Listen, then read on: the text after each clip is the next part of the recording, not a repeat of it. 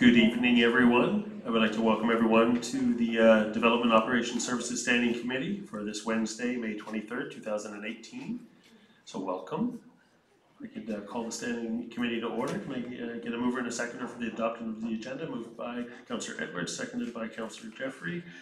That the content of the Development Operations Services Standing Committee agenda for May 23rd, 2018 be adopted as presented. All those in favor? Passed unanimously. Is there any declarations of pecuniary interest? Seeing none. Business arising from the previous minutes? Seeing none. Excellent. Well, we've got to deputations. I'd like to welcome Penny Skelton, the chair of the Collingwood Downtown BIA. And this is in regards to consideration of alternate material in the Heritage District. Welcome, Penny. Oops. Thank you, Chair Madigan. Somebody's gonna have to tell me which button I push as I go forward here. When we made the budget presentation to council, we brought up a few issues that we had, and we wanted to come and explain them a little more fully to the standing committee. As we understand, this is the process, number one. And number two, that this isn't our standing committee, as we say, but this is the standing committee who has the staff attached that deal with these issues. Hence, we're here. So as you can see, the three issues that our membership have been bringing up with us are garbage on the main street, pole banners on First and Huron streets, and some of the heritage policies. And okay, let's see if I can do this. Is that what I do? Yes, it is. Wow. Okay. So the garbage issue has become an issue over the last several years since the county started picking up in the commercial district downtown. The major problem that we have is our garbage pickup is Monday mornings, and on the main street and business district, it's around 6 a.m. We have businesses throughout that close anywhere from Friday afternoon at 3, some of the offices, to Sunday afternoon at 4. Now the town bylaw, one of the things you'll see as we go through this, it's sort of inequities in bylaw. It's supposed to go out between 7 p.m. on Sunday and 7 a.m. on Monday morning. So our problem is, if they close on Friday afternoon, they're putting garbage out. If it's a retail store and they have a big shipment, they put all their boxes out. The way the bylaw reads is we need to make a complaint. So we've done that. We've tried sending pictures. Came back from bylaw that what we need to do is get a picture with somebody actually putting it out. We're kind of turned into the bylaw police. Our issue is the fact that the garbage is there. We put it in every newsletter that it's not supposed to go out before Sunday at 7 p.m. But they continue to put it out. We've come up with a bunch of different ideas that could work, lobbying the county to change our garbage day. Any other day of the week would work. Businesses would put it out after work on the business night. I don't know if that's a fact because it's going to change others. But I think the biggest point is, having gone through the national BIA conference recently, and they say, what is your tourist attraction? Collingwood's tourist attraction is our historic downtown. And we also live in 4-season weather, and we get rain, we get snow, we get heat, we get seagulls, and we get a lot of wind, as we had a few weeks ago. And the garbage, if it's out, gets spread, and the way garbage is picked up, if it's not sitting right at the point, it's not picked up. If it blows out of a blue box, if it blows around, it's not picked up. So we end up sending our guys around. Now, we do currently hire a private contractor to empty the garbage bins Saturday mornings and Sunday mornings so that the garbages don't overflow. But incurring the cost of going forward, what is the sense in us picking up the garbage that they're coming to pick up on the Monday morning? This is the problem. So what we're really looking at is, I'll throw the other one up, lobbying the county to change the garbage pickup day to Tuesday, Wednesday, Thursday, Friday. Friday, I believe, is Clearview currently, which would not be a big switch from Friday to Monday, but it would have a ripple effect through every other area in the county. So that's one of our options that we'd like to put forward. The other is the town and the BIA partner for a private pickup of the major areas. Our members are not willing to become the bylaw police. We're turning a business against a business by reporting them, by sending pictures, who then turn around and find fault with the other one and pick on something with them. So, but we need the downtown clean. We work with the town, and we do have the street sweepers who come around getting up all the cigarette butts and different things, but these are the big piles of garbage. So, our next issue,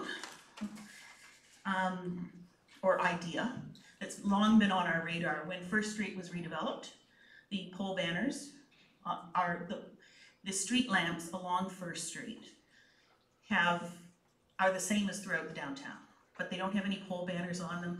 We asked at the time, somehow we didn't quite get into the system that they were installed, but we're about to do a very major order to replace all of our banners for the next year.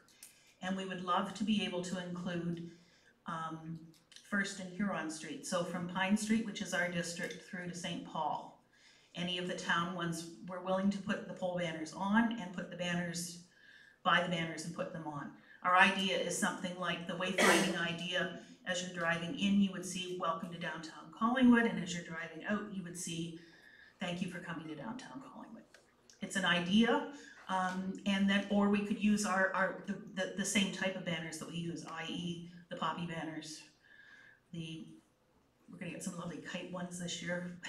There's a variety of things, but it's decorative, and it's a way of establishing where the downtown is.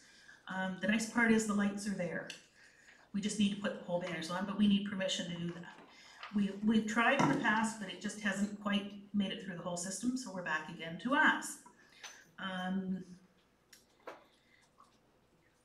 It also, I would point out, the banners are a part of the wayfinding study that was completed in conjunction with Martin Ridlow's department and the BIA last year. So banners are suggested along that stretch, and actually even beyond that, but certainly in the downtown core. Moving along, heritage bylaws. 2 board meetings ago, we made a motion to go forward to Heritage to ask them to consider alternate materials for second-story windows. Several of our members have approached us and said the wooden window policy that comes from Heritage is, for some of them, cost prohibitive. So we're looking and asking, is there a possibility of a friendly second-story amendment where wood-like looking material, not straight white vinyl, but wood-like looking material at a second story would definitely allow property owners to have an accurate business plan for the building itself. You have to think of the operation of the building with a business plan. It's a challenge. Wooden windows for some of the owners who have been in the downtown for decades is a challenge right now. And again, when we talk inequities, if they say it should be wooden that's true to the period of the building, if it's a wooden window true to the period of the building, it should be a single pane and potentially have a storm window. That creates another series of issues going forward. And it's not energy efficient. We're not looking, we support the wooden windows at the Main Street level. So you can walk up and touch and knock and say, yes, it is wood. But honestly, when you look at it, it's a challenge for some of our members, and they said, please take this to council. So I'm the spokesperson, and that's why I'm here. Also, by going to an alternate material in the second story, they actually could get the dual pane energy efficient windows, and they might even qualify, as some of them are residential apartments and things, they might qualify for some grants, which aren't currently available for businesses for energy efficiency.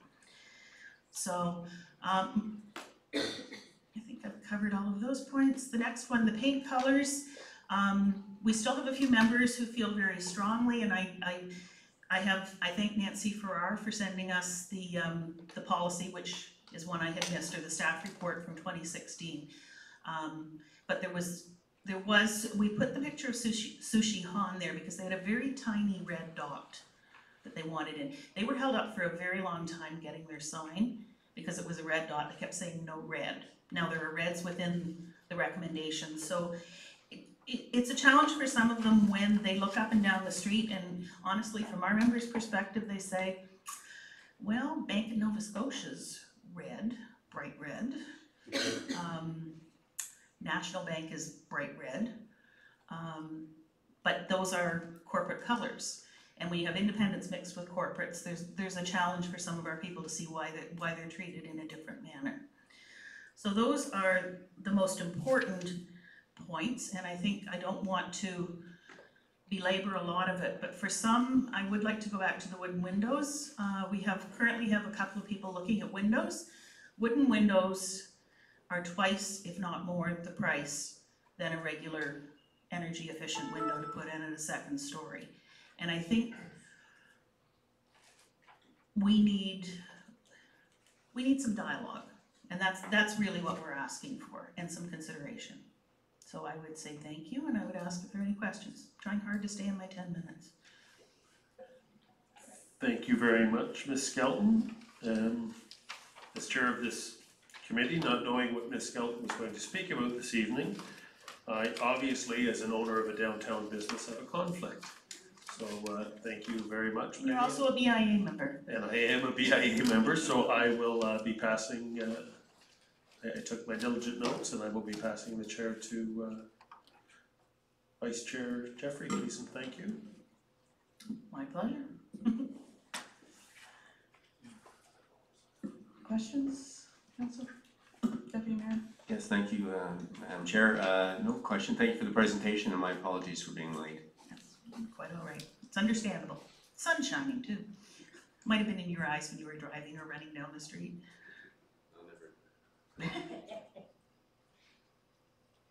Mayor? Thank you, Vice Chair. I'm not going to speak about the weather or being late, however, just regarding the garbage issues. So I would look for someone to support this, but I would recommend that a letter be sent to or a recommendation be sent to council, and then consideration be given to County of Simcoe Council for the 2019 year. The calendar has already gone out. Okay. Likely, I believe it's goes to January of 2019, but it'll be something that can be given lots of time to review. So we would send it to council first, or council and county? I would say recommend to go to council here, and then it would then a recommendation then to proceed as council to be sending something to county council. So requiring a seconder for that. The other, if I can, through the vice chair, is just clarity on pole banners. What did you mean by referencing not moving forward? When I think it got lost in, not in translation, but when the whole First Street redevelopment was done, our general manager Sue Nicholson was in contact with the various departments to say we'd like to put pole banners up and banners. And I'm not sure, it was before I was on the board, but I'm not sure if it just didn't happen. We requested information. They wanted to know which pole arms, and I assume they would be the same ones as we have on the main street and the other poles. So I'm just trying to move forward with further developing and identifying the downtown core. So let's put it this way, they're not up now. Right. And we'd like to get them up. I just wanted clarity on what exactly you meant. I think it came forward and let's say it got lost in the overall project. And our follow-up too. Okay. Thank you. We'll take blame for half, but at least. Before, I'm a bad vice chair. I was Okay. supposed to go to the public before I went to Oh. council. Okay. So I would like to, we'll take your comments, we have them, that's great, and I know there are some other comments to be made. But I think we'll take this opportunity, if you will both just stay there, and we'll ask if there's anyone in the public who would like to come up and speak to this matter or have questions in this regard. Richard?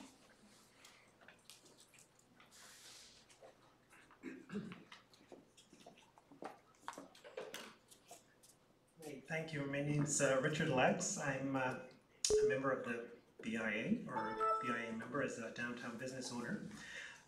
Just very quickly on the issue of the garbage, I would 100% support that. I think that's a vital change to look at, and I really appreciate the BIA bringing that forward.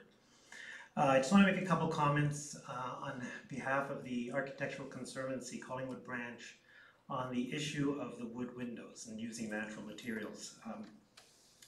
We've had a heritage district now since 2003. I think that the heritage rules that we have in place have guided an amazing transformation of the downtown. Having these strong rules has in fact achieved one of the most important objectives of the BIA, which is the beautification of the downtown.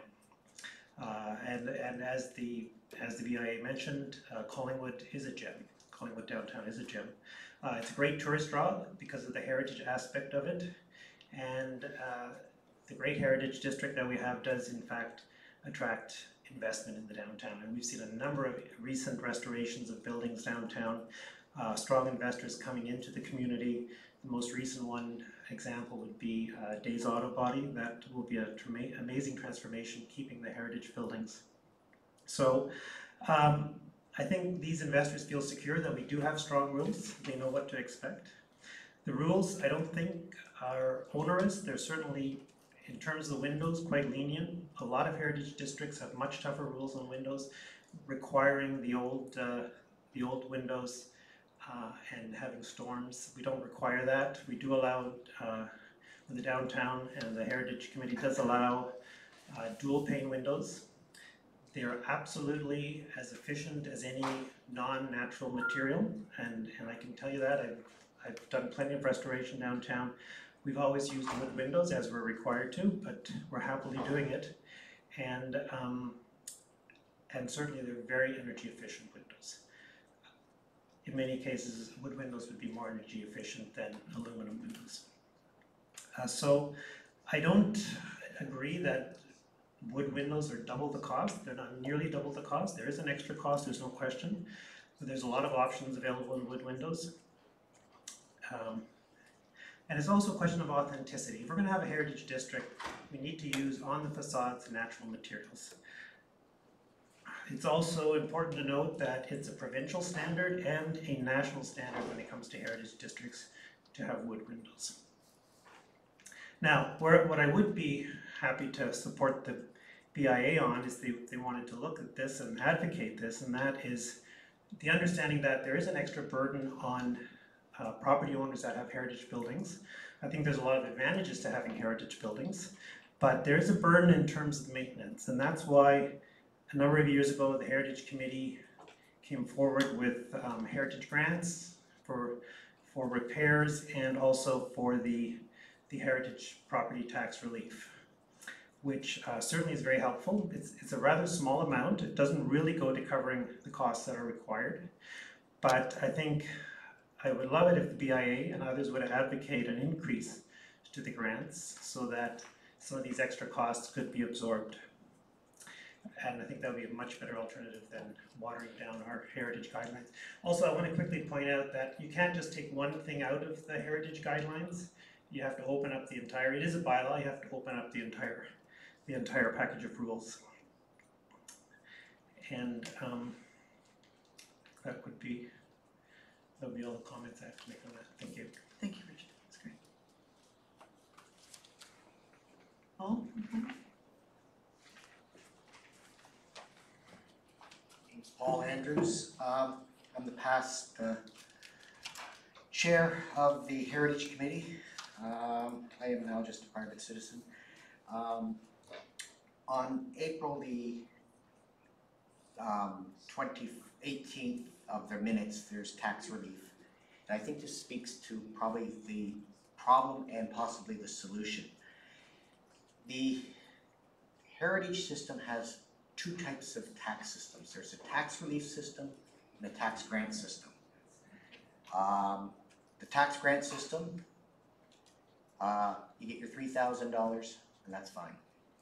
It's the tax relief program is where the program falls to the side, and we are allowed to discriminate between different types of property owners. And what I am suggesting here is that council sends back to the committee to review tax relief and tax grant. separate the tax grant system for nonprofit organizations, i.e. churches, and residential. Let them have the $3,000 grant. The tax relief system, right now, as presently written, you're allowed 10% of the property taxes you're paid. The important part of this 10% that you receive is that it's split between county, school taxes, and paid by the town of Collingwood. In a general idea, it's 20% by Collingwood, or 40% by Collingwood, 40% by the school taxes, and 20% by the county. So it's basically 4%. One of the things that within the Heritage Committee that you're allowed to have is you can increase this tax relief to 40%. So if an individual business is paying in the neighborhood, and you'll see it in the actual minutes of the April 18th minutes, look detailed in the actual credit system there. There are residents out there that are receiving $200 in tax relief from the town of Collingwood. That is costing the town, and Nancy can verify this, one inspection going out, a review of the inspection, and possible rejection of the things, time spent for the assistant. There's an astronomical amount of bureaucracy for a $200 tax credit. And of that $200 tax credit, the town is actually paying out $100, but it's costing us probably $400 or $500 in bureaucracy over sending that money out. So what I'm suggesting is that is a residential property tax. So why don't we eliminate that they cannot get tax relief, give them the credit. They'll take their $3,000 or $4,000, which is what Eric is suggesting, is increase that. That would help in the exact problem that we're talking about. Windows. Windows cost more, 4,000 tax grant, wooden windows, there's a solution, okay? So now we will give them a credit for the 4,000 to get the windows. They're gonna be happy. And in addition to that, just unless, you know, Ontario does have a tax credit system right now, and they can actually get $8,000 back on their windows right now. Not commercially. Not commercially? Okay, so I wasn't sure of that. Okay. Residentially, yes. Okay, so that would help on the residential side, okay? Now, on the tax relief side, we move the tax relief system to 40% of taxes. So if the individual business, which pay huge amount of taxes, and I think some businesses can verify me, $15,000, $20,000 is not unusual, okay? So if you're paying $15,000 in taxes, that works out to $6,000 that they could save in taxes, okay? 40% if we move to that level. The difference here is, of that 40%, the town is paying 40%. So $2,400 it costs the town. The other 60% is paid by county and the Ontario government through the property tax. We win, they win, business wins, everybody wins. Now the only thing is, this all has to be written up, and what I'm suggesting is that you make a recommendation to the committee, to the Heritage Committee, to look into this, and it's somewhat being written right now. I stepped away, but that was my suggestion when I left, and a member of the committee is well aware of the program and would take for it. So I'm open to questions if you have any questions. No, thank you, Paul. I think we're going to collect a lot of comments tonight. There is a recommendation that's going to be coming forward later on that will be all inclusive of everyone's comments for consideration of being put in the mix going forward. So Okay. Thank you for your comments. Okay, thank you. I do believe that I saw Margaret Margie, come on up.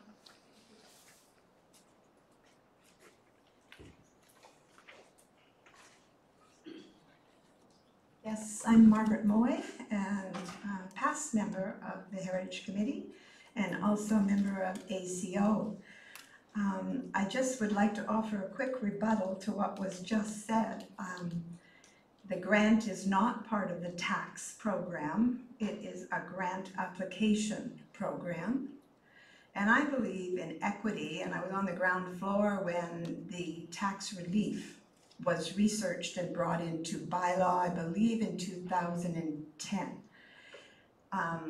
And the reason it was put in as a percentage was to recognize that, yes, commercial businesses do pay higher taxes, so they, by a percentage, would get a much higher rebate. rebate back on their taxes.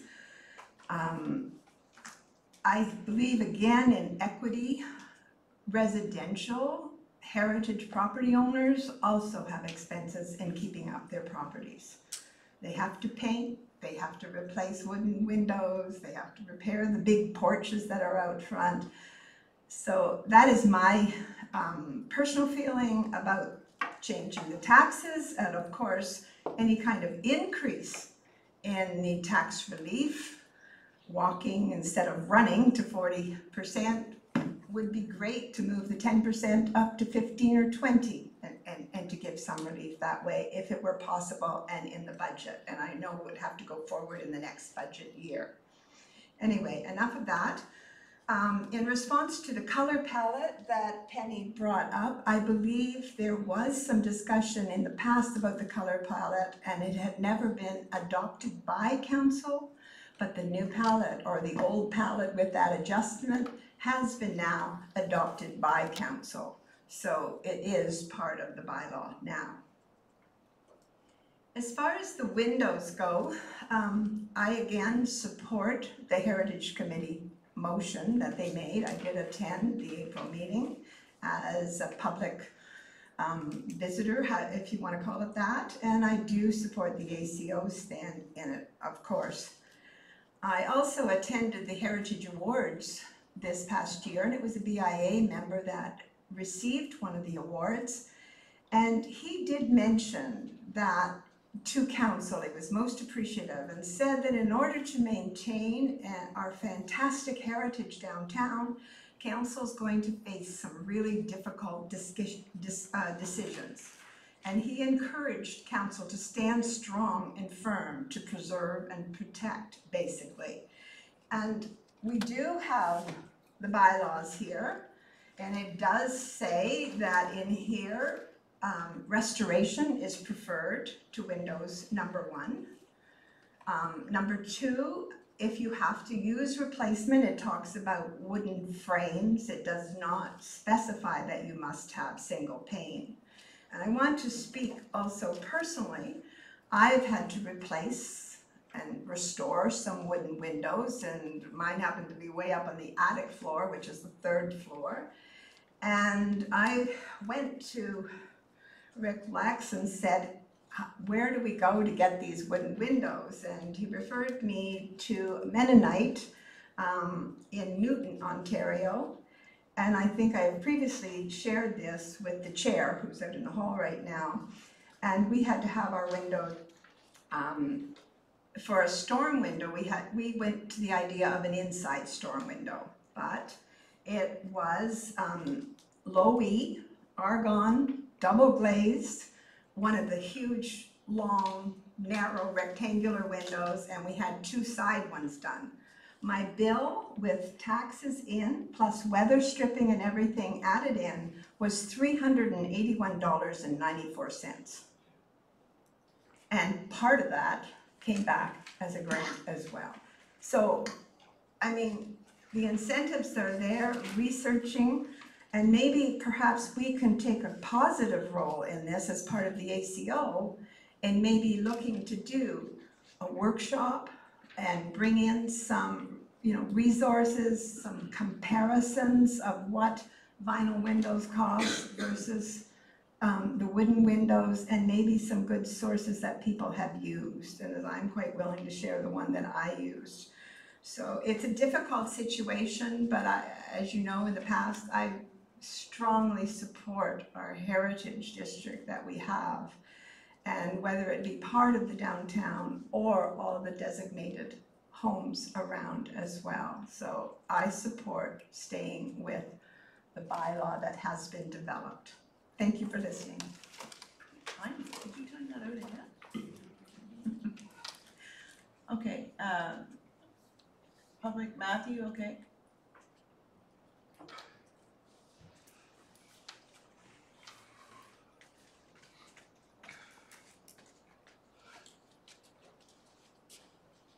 Hey there, it's Matt Purdue from town, a private resident.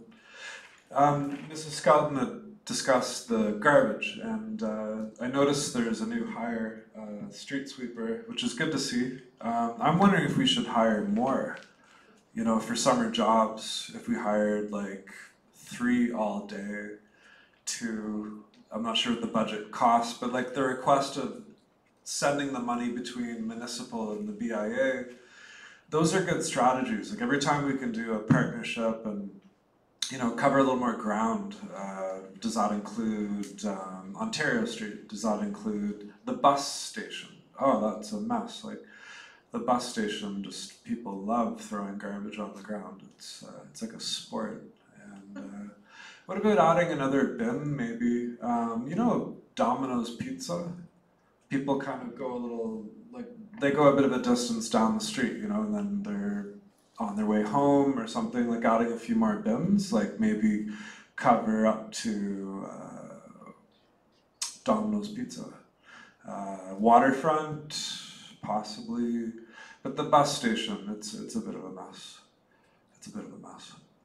But let's clean it up. Let's clean it up. Thank you, Matt. Okay, seeing no other people from the public who would like to have comment, is there any couple that you'd like, and then I'm going to go back to the council? To answer Matthew's question, we do have an extra summer student. We've replaced Caleb, who was our full-time street cleaner. We have a new one in James, and we have a summer student as well. So the small stuff, hopefully we're gonna catch up and pick up. It's the big garbage problem that happens over the weekend, which again, not only, we like to come downtown, I walk the main street every day with my dogs. And I pick it up and I throw it in bins, but it's a challenge.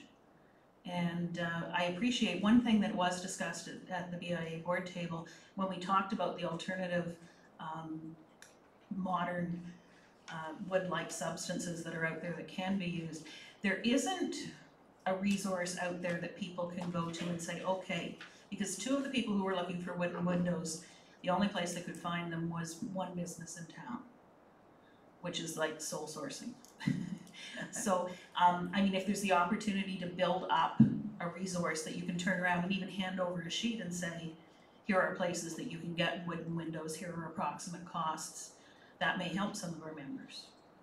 We're responding to what they're saying to us, and they're saying you can't tell whether they're wood or not up there. So I'm kind of parroting their concerns. Yeah, no, we certainly appreciate the dialogue being kept open so that we can. And I think the other challenge, we have some who just, over the time the bylaw's been in, who just go ahead and install vinyl windows in different points. And if they're not caught, and nobody says anything, they just stay. It's an inequity, which is always the challenge. And again, businesses do not like turning on businesses to report things. All right, Sue, you had a clarification that you wanted to make? I was going to bring up the issue that Penny had indicated with the signs that go up that don't conform to the heritage colors and the windows that get installed that don't conform, and there's no teeth to do anything about it, or there's no appetite to do anything about it. So I think that from an independent business perspective, that's difficult for the businesses that play by the rules to accept. So that's an issue that certainly has been drawn to our attention. The issue with the garbage, I've had community people call the office. I've had visitors question why we're putting garbage out on the street on the weekend. I was driving with a cab driver, and he was complaining about the fact that there was garbage all over the street. So he's obviously hearing it from the people that he's taking around. So it's an issue that we have to deal with. I mean, we have staff that get in the corners that we talked about at our budget presentation, but the large garbage, the bags, we need to do something about, because we are, it's a jewel, as Penny said, it's a tourist attraction, and we're not putting our best foot forward. And I do want to clarify, I spoke to John, Mr. Valek this afternoon, who was working on the First Street project, and I know there was difficulty getting those poles, he indicated, so it was just something that wasn't able to be executed at that point, but I think we're committed to looking at possibility of doing some retrofitting there. Thank you for that. Okay, Madam Deputy Clerk, there's a recommendation before me we don't typically do that at the deputation time. Can I still do that recommendation and then go to council comments? Thank you. I'll need a mover and a seconder, but the recommendation is that the Development and Operations Services Standing Committee recommend council direct staff to investigate the recommendations of the Collingwood Downtown BIA with regard to garbage collection, flag banners along Huron Street and First Street, and permitting alternative building materials within the Heritage District. Can I have a mover and a seconder to move that to staff? And that would include then the mayor's recommendation with respect to a letter to county council, and staff will take that under advisement. Okay, moved by Councillor Edwards, seconded by Deputy Mayor Saunderson. And then Councillor Edwards, you had some comments you'd like to make.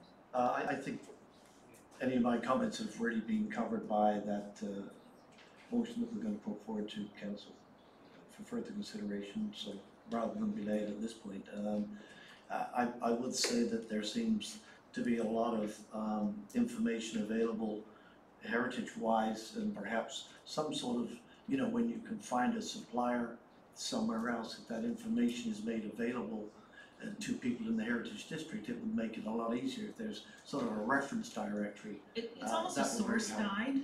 You know, if people have done it, it seems every property owner has to do their own homework. And if there were a resource available that people could at least have a comparison. Yeah. Because I know of 2 people who have found one company in town that can do wood windows. Well, I think, sorry, through the Yeah. chair, if I may, Yeah. I think we have an excellent resource at our disposal that could really put that together, that would really be a really big help. So, just my suggestion. Well, actually, along the lines of Councillor Edwards, I'm wondering if we could make a request or pass a resolution requesting the Heritage Committee do some work, because they seem to be well versed in this, and put together or work with the BIA on putting together a resource guide to assist heritage building owners in sourcing out and finding information about how they can do these upgrades as inexpensively and as efficiently as possible. Is it okay with you if we've heard your comments and it's included within what staff would consider in terms of bringing back a recommendation? Yeah, certainly, that would be great. Mayor Cooper? Thank you, Vice Chair. Just looking at the presentations, very, very informative, and also from Richard Lax on the window and that sort of material. So question that maybe more for Ms. Farrer, going through the chair and looking at heritage consideration for windows and other things. Is it a heritage permit required for painting or other property upgrades then? Is that how the windows and painting and so forth would be picked up on through your department, if I may? Thank you, through the chair to Mayor Cooper. Yes, a heritage permit would be required for a change in window within a heritage building or repainting. And property upgrades. And any kind of property upgrades, correct. Thank you. And I just want to be clear also, I'm not employed downtown BIA. I don't own a building or a business in the BIA. You work in this district. building. I work in this building, yes. Volunteering. Thank you. Okay, I think we covered Yep, the gist thank of you. it, and okay, and I'm thanks for coming, so now you can have a seat, and then I'll ask for the vote from the committee to make Thank this you. recommendation to council. I need you to sign. Okay, seeing no further questions, all those in favor of the recommendation? And that is carried unanimously. I will go get our chair. There he is. Okay, it's your challenge to meet up myself.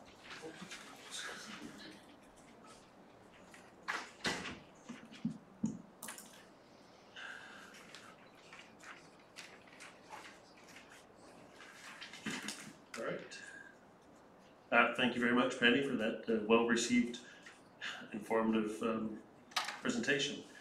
Moving on next is reports, minutes of other committees or boards. 6.1, the Collingwood Heritage Committee minutes of March 21st and April 18th. Are there any staff members of the Heritage Committee that would like to address items within the Heritage Committee minutes? Seeing none, any questions from the public in regards to the, yes, Ms. Moy, please come up. To the Heritage Minutes. Yes, ma'am.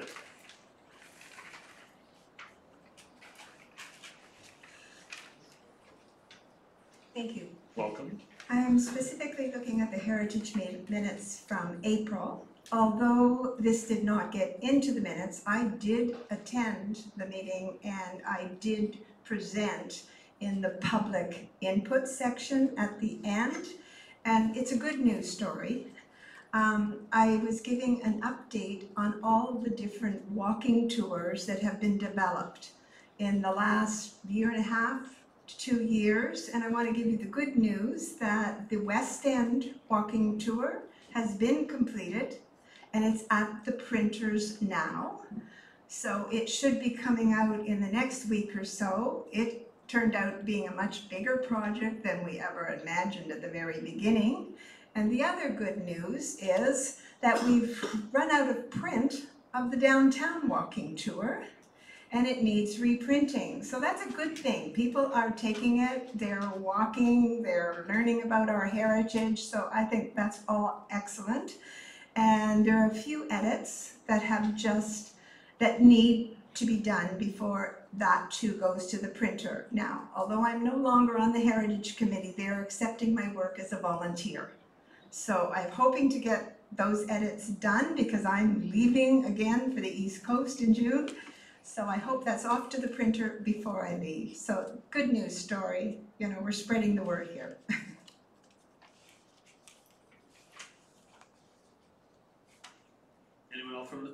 Anyone else from the public that would like to come up before we receive the minutes? Seeing none, the recommendation is, the motion is Collingwood Heritage Committee minutes, March 21st, 2018, April 18th, 2018, that the Development and Operations Services Standing Committee receive and refer the Collingwood Heritage Committee minutes of March 21st and April 18th, 2018 to Council, including the following recommendation: that Council approve the 2018 Heritage Grant Relief List as presented. Can I get a mover to seconder? Moved by Councillor Jeffrey, seconded by Deputy Mayor Saunderson.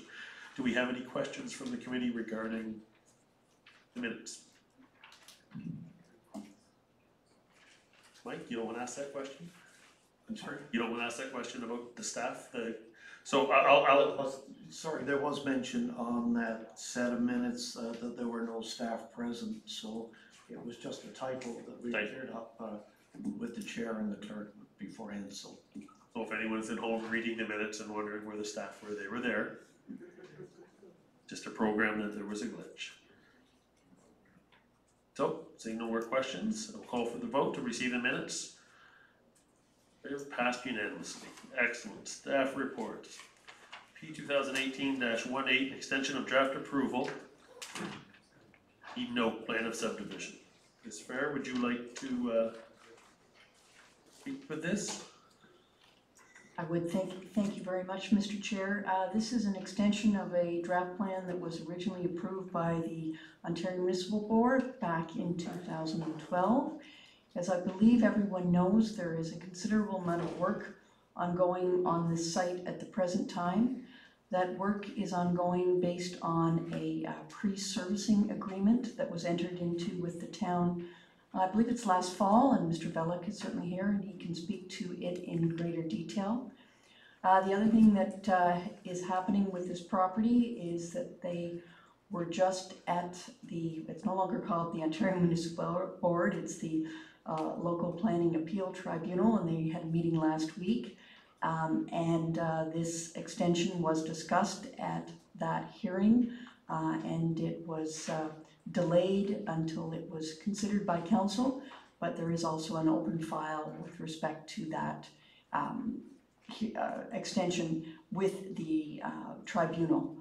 So they are able to go back to the tribunal at any time and discuss this extension with the tribunal.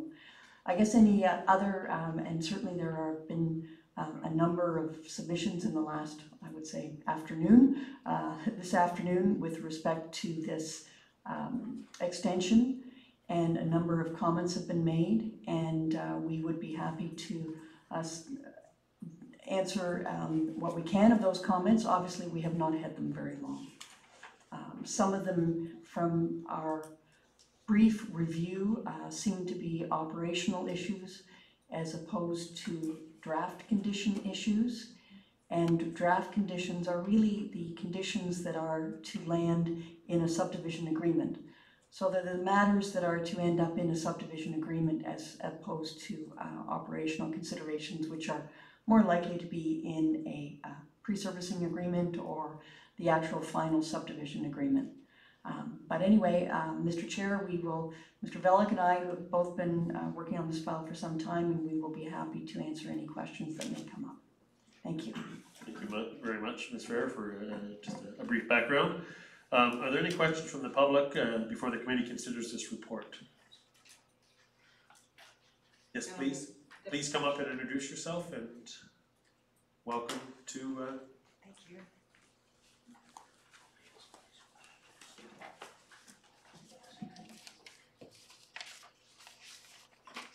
So good evening, Mr. Chair, Madam Mayor, members of the committee. My name is Yvonne Hamlin. I'm a resident on Gulfview Drive and am a few single feet away from the Eden Oak development. Joanne Bowden and I have been working on behalf of the residents on Gulfview, Brock, and Lockhart to take their concerns and work with staff and meet with the developer as required. So today I'm here to really summarize some of the issues that we are dealing with now, and given Council's consideration of extension of the draft plan approval at this committee meeting, we're asking that the committee consider some of the matters we're bringing forward as matters to put forward as additional conditions of draft approval. We think that they're reasonable. We think that they are matters that that are addressing things not fully understood when the original approval was granted in 2012 and require some consideration now. Most of these are things we've talked to staff about, and now's the time to try and figure out how to get them so they're enforceable. And I heard our planning director suggest some of them aren't appropriate as conditions. I'm happy if they appear in a subdivision agreement. I'm happy to take any direction there might be. So I'll just, there are a total of 8, and I will just start if I may. I sent a copy of this to members of the committee and certain of your planning and engineering staff this afternoon. Sorry, I just had a chance to type it out this morning, and I'll just get started. So the first issue deals with what I call boundary fence and boundary cleanup. And by this I'm referring to the lots that abut the Eden Oak subdivision on its north boundary and on its west boundary. Suffice it to say that boundary is a mess, and if you were looking at someone as to whether they were a good neighbor or not, Eden Oak would not get the good neighbor badge of approval. What we are left with there are 2 things. There's a temporary fabric fence that was put up some months ago that is now falling down and in terrible disrepair. Secondly, there is what I'll call a mess of tree stumps.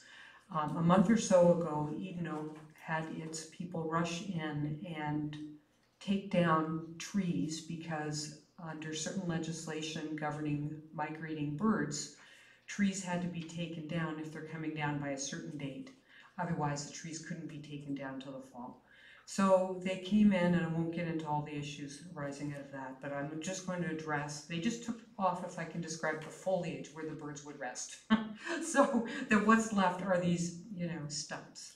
And so, what am I asking for? 2 things. One, fencing. The temporary fence should come down, and a permanent fence should be erected on the boundary. In February, and on February 1st, Joanne and I met with senior engineering staff, and we were told that the fence to be erected on the boundary would be the first step required of Eden Oak, that there would be a wooden privacy fence where the new lots will abut an existing lot. The fence would be 2 meters in height, and that where the new lots abut where the existing lots, like my house, abut the stormwater pond, the fence would be black vinyl. The condition number 21 in the draft conditions, it reflects what I'll call as the 2012 requirement that the fence be black vinyl and of a relatively short height. So what I'm asking is, firstly, that condition be amended to reflect the commitment, read the type of fencing and its height, that the temporary fencing be removed, and the boundary fencing be erected no later than 30 days following final approval. And final approval, of course, is once all the draft conditions have been approved and they're moving forward to register. Secondly, that there be a requirement that those stumps and other vegetative remains that are on the boundary be removed within 15 days of council's decision to extend the draft approval that's before this committee today.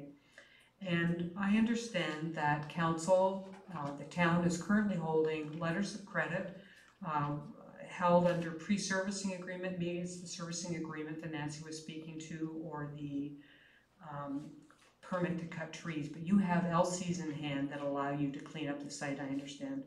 And I would ask that if those trees are not removed within the 15 days following extension of draft approval, that the LC be used to take those trees down, stumps down, I should call them. And finally, I wanted to add that in removal of the stumps, that the town's arborist should be used for consultation, that arborists should be on site, because we do not want to put the health of the remaining trees in jeopardy during the removal of stumps. There has been a very, may I call it, heavy-handed approach to stump tree vegetation removal there. Big equipment, not nuanced work. And given that we still have trees on that northerly boundary that are not dead yet, they should be taken care of while the stumps beside them are being removed. That's item 1. Item 2, tree planting. Since the draft approval was granted in 2012, the residents and staff, I believe, and council have become aware of the huge height differential that is being proposed by Eden Oak. This no doubt results because of high groundwater table in that area, and I think that the result is the developer wants to build homes with full basements, and so the homes have to be high up in the air. But the result is, I understand, the height differential will be between about 11 to 14 feet between the homes on Brock and Lockhart, their first floor, and the first floor of the new homes.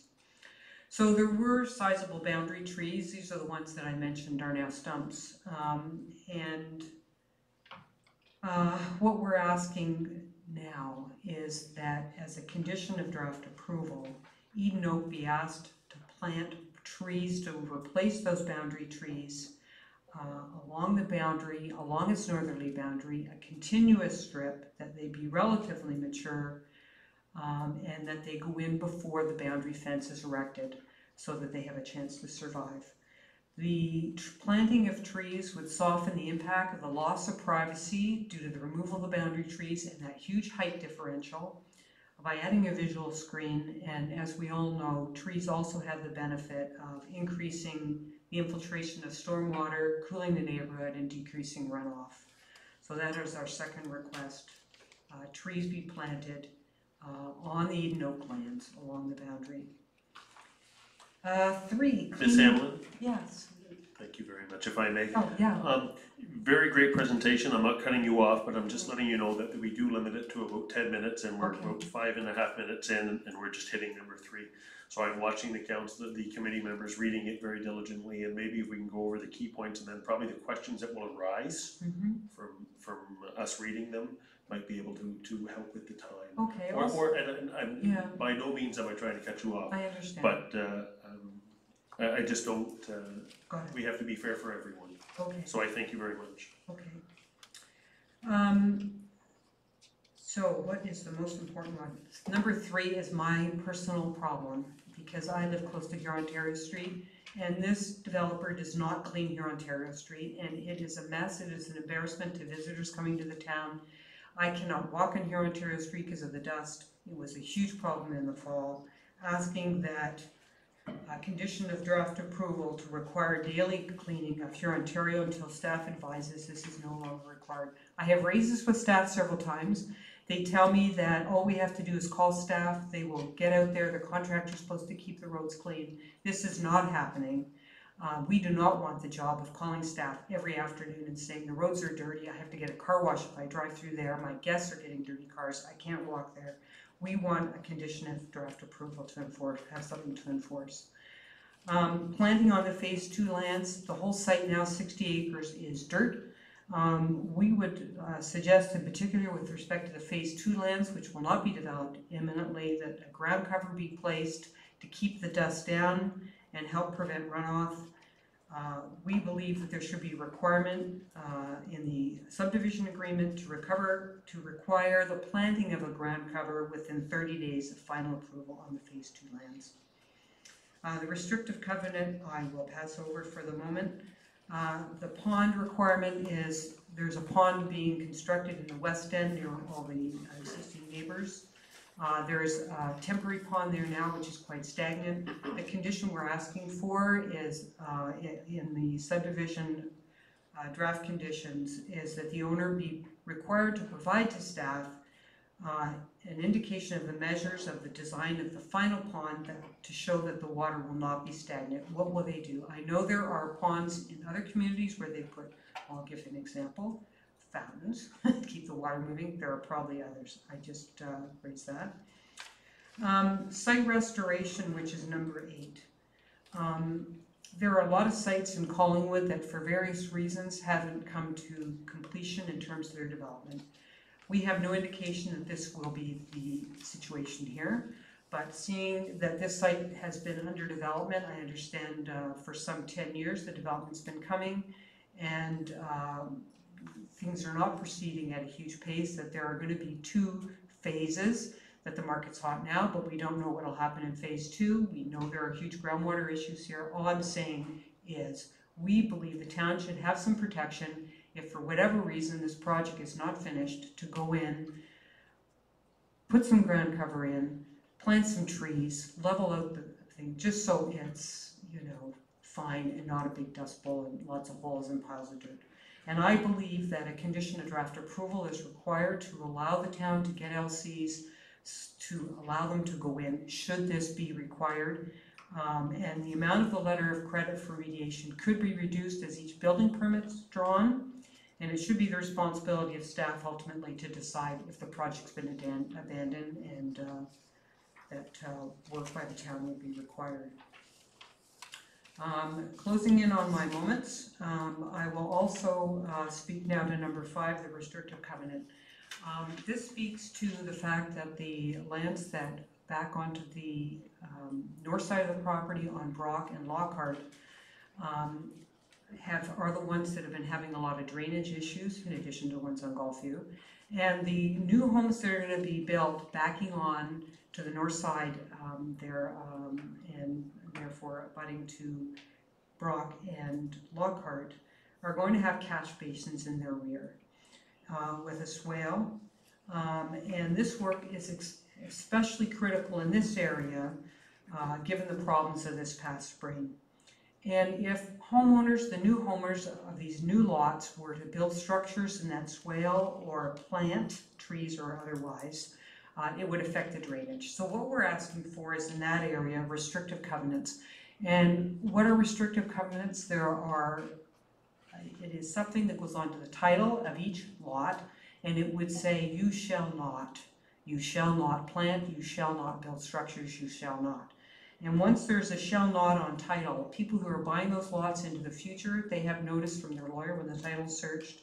And there's also an enforceable right there that if a homeowner on Brock notices someone's building a shed in the swale, they could take action. So those are the highlights of the items that we wanted to bring to your attention this evening. And of course, I'm here to take questions. Thank you very much. Thank you very much.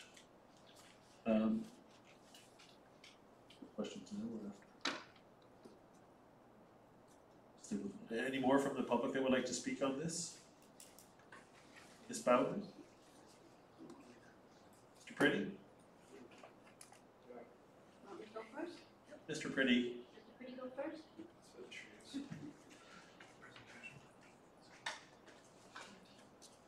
Hey guys, I used to live over on Lockhart Street. My dad bought a lot from the Lockharts, just in that Kinsman Court area. This lady, fantastic presentation. Like, it does take some consensus when it comes to developments. This is a massive lot. Had a hard time figuring out where that was. This is a question for Mr. Bellick, Engineering Department. What kind of trees do you have listed as plantable with regards to the request of the neighbor? Do you have any food-related trees like chestnut, walnut, for, you know, natural species? So if trees are requested in this site and other sites in the future, do you have any listings for food-related trees like chestnut or walnut or other types of trees that are somewhat natural to the ecosystem? Thank you very much for your question, Mr. Pretty. It's definitely a valid one. I don't know if it's valid at this point, but I'm sure that Mr. Bellick will answer it. But this is just on the draft. This is just in consideration of this. I totally understand your broad in conjunction with this lady's comments. Yeah, no, great comments, but go ahead, sir. So our development standards list a number of trees that the developer can choose from to plant on their property. I think it does change year to year based on what's available. I believe there are some small ornamental trees, fruit-bearing trees, but we try to stay away from those trees because they leave a mess. Right. Thank you. Would you consider walnut or Matthew, this chestnut?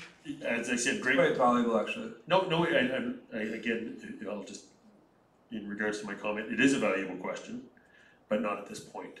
I don't think this holds any standing over whether this place gets draft approval extension, maybe for another day. But as Mr. Bellick said, it does change year to year on what's available, and as per not using trees that cause a mess. Yeah, I think it was answered, but this, we really have to stay on topic for this, sir.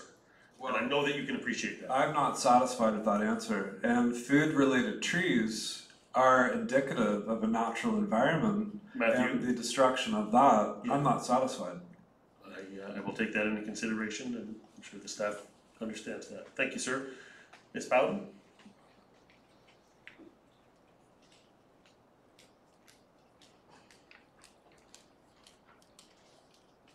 Good evening.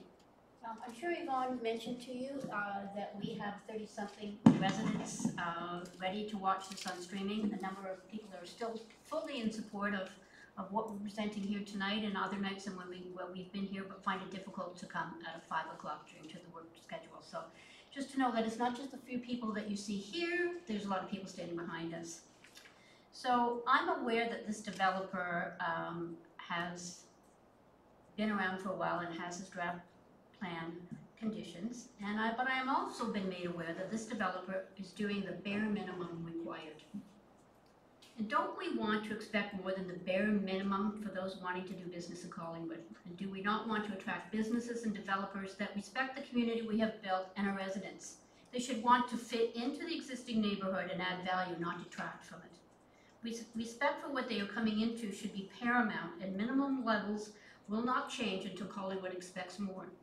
Bare minimums has led us here today, where careless removal of trees and topsoil led to the issue of drainage. Careless and misleading information in regards to boundary trees led to an unnecessary uproar.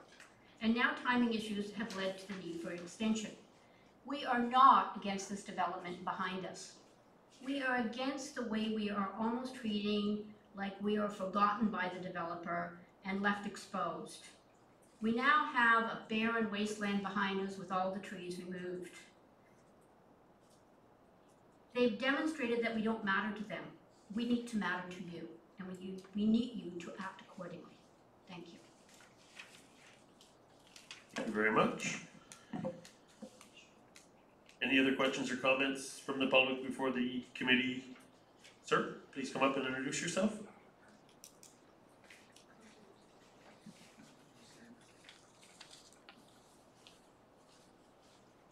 My name is Marvin Clark. I'm a resident of Broad Crescent. And more questions and comments. This is a 1-year extension. Has Eden Oaks indicated when they intend to complete the draft plan?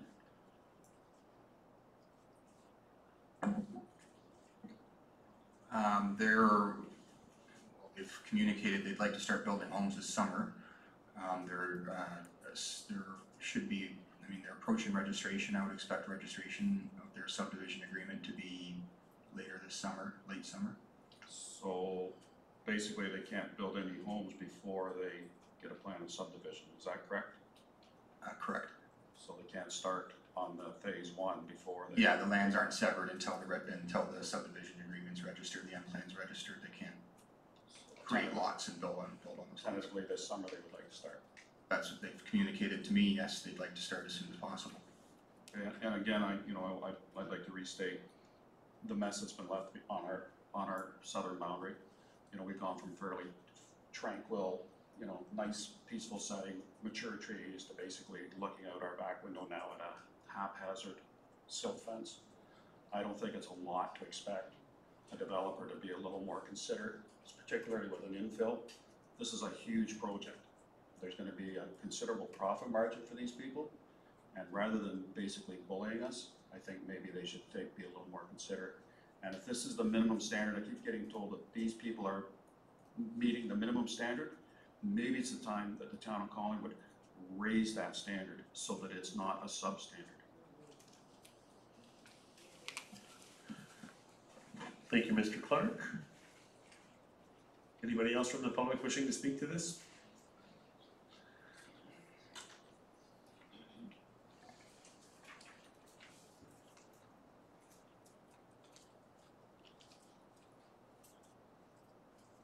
My name is Paul Grennis. I live on Broad Crescent.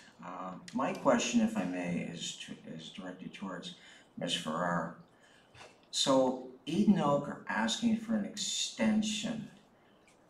It's my understanding that Eden Oak did not start any work on the site until just after Thanksgiving last year.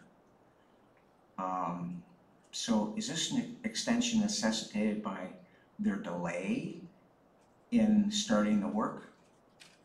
Nothing was moved there until early October.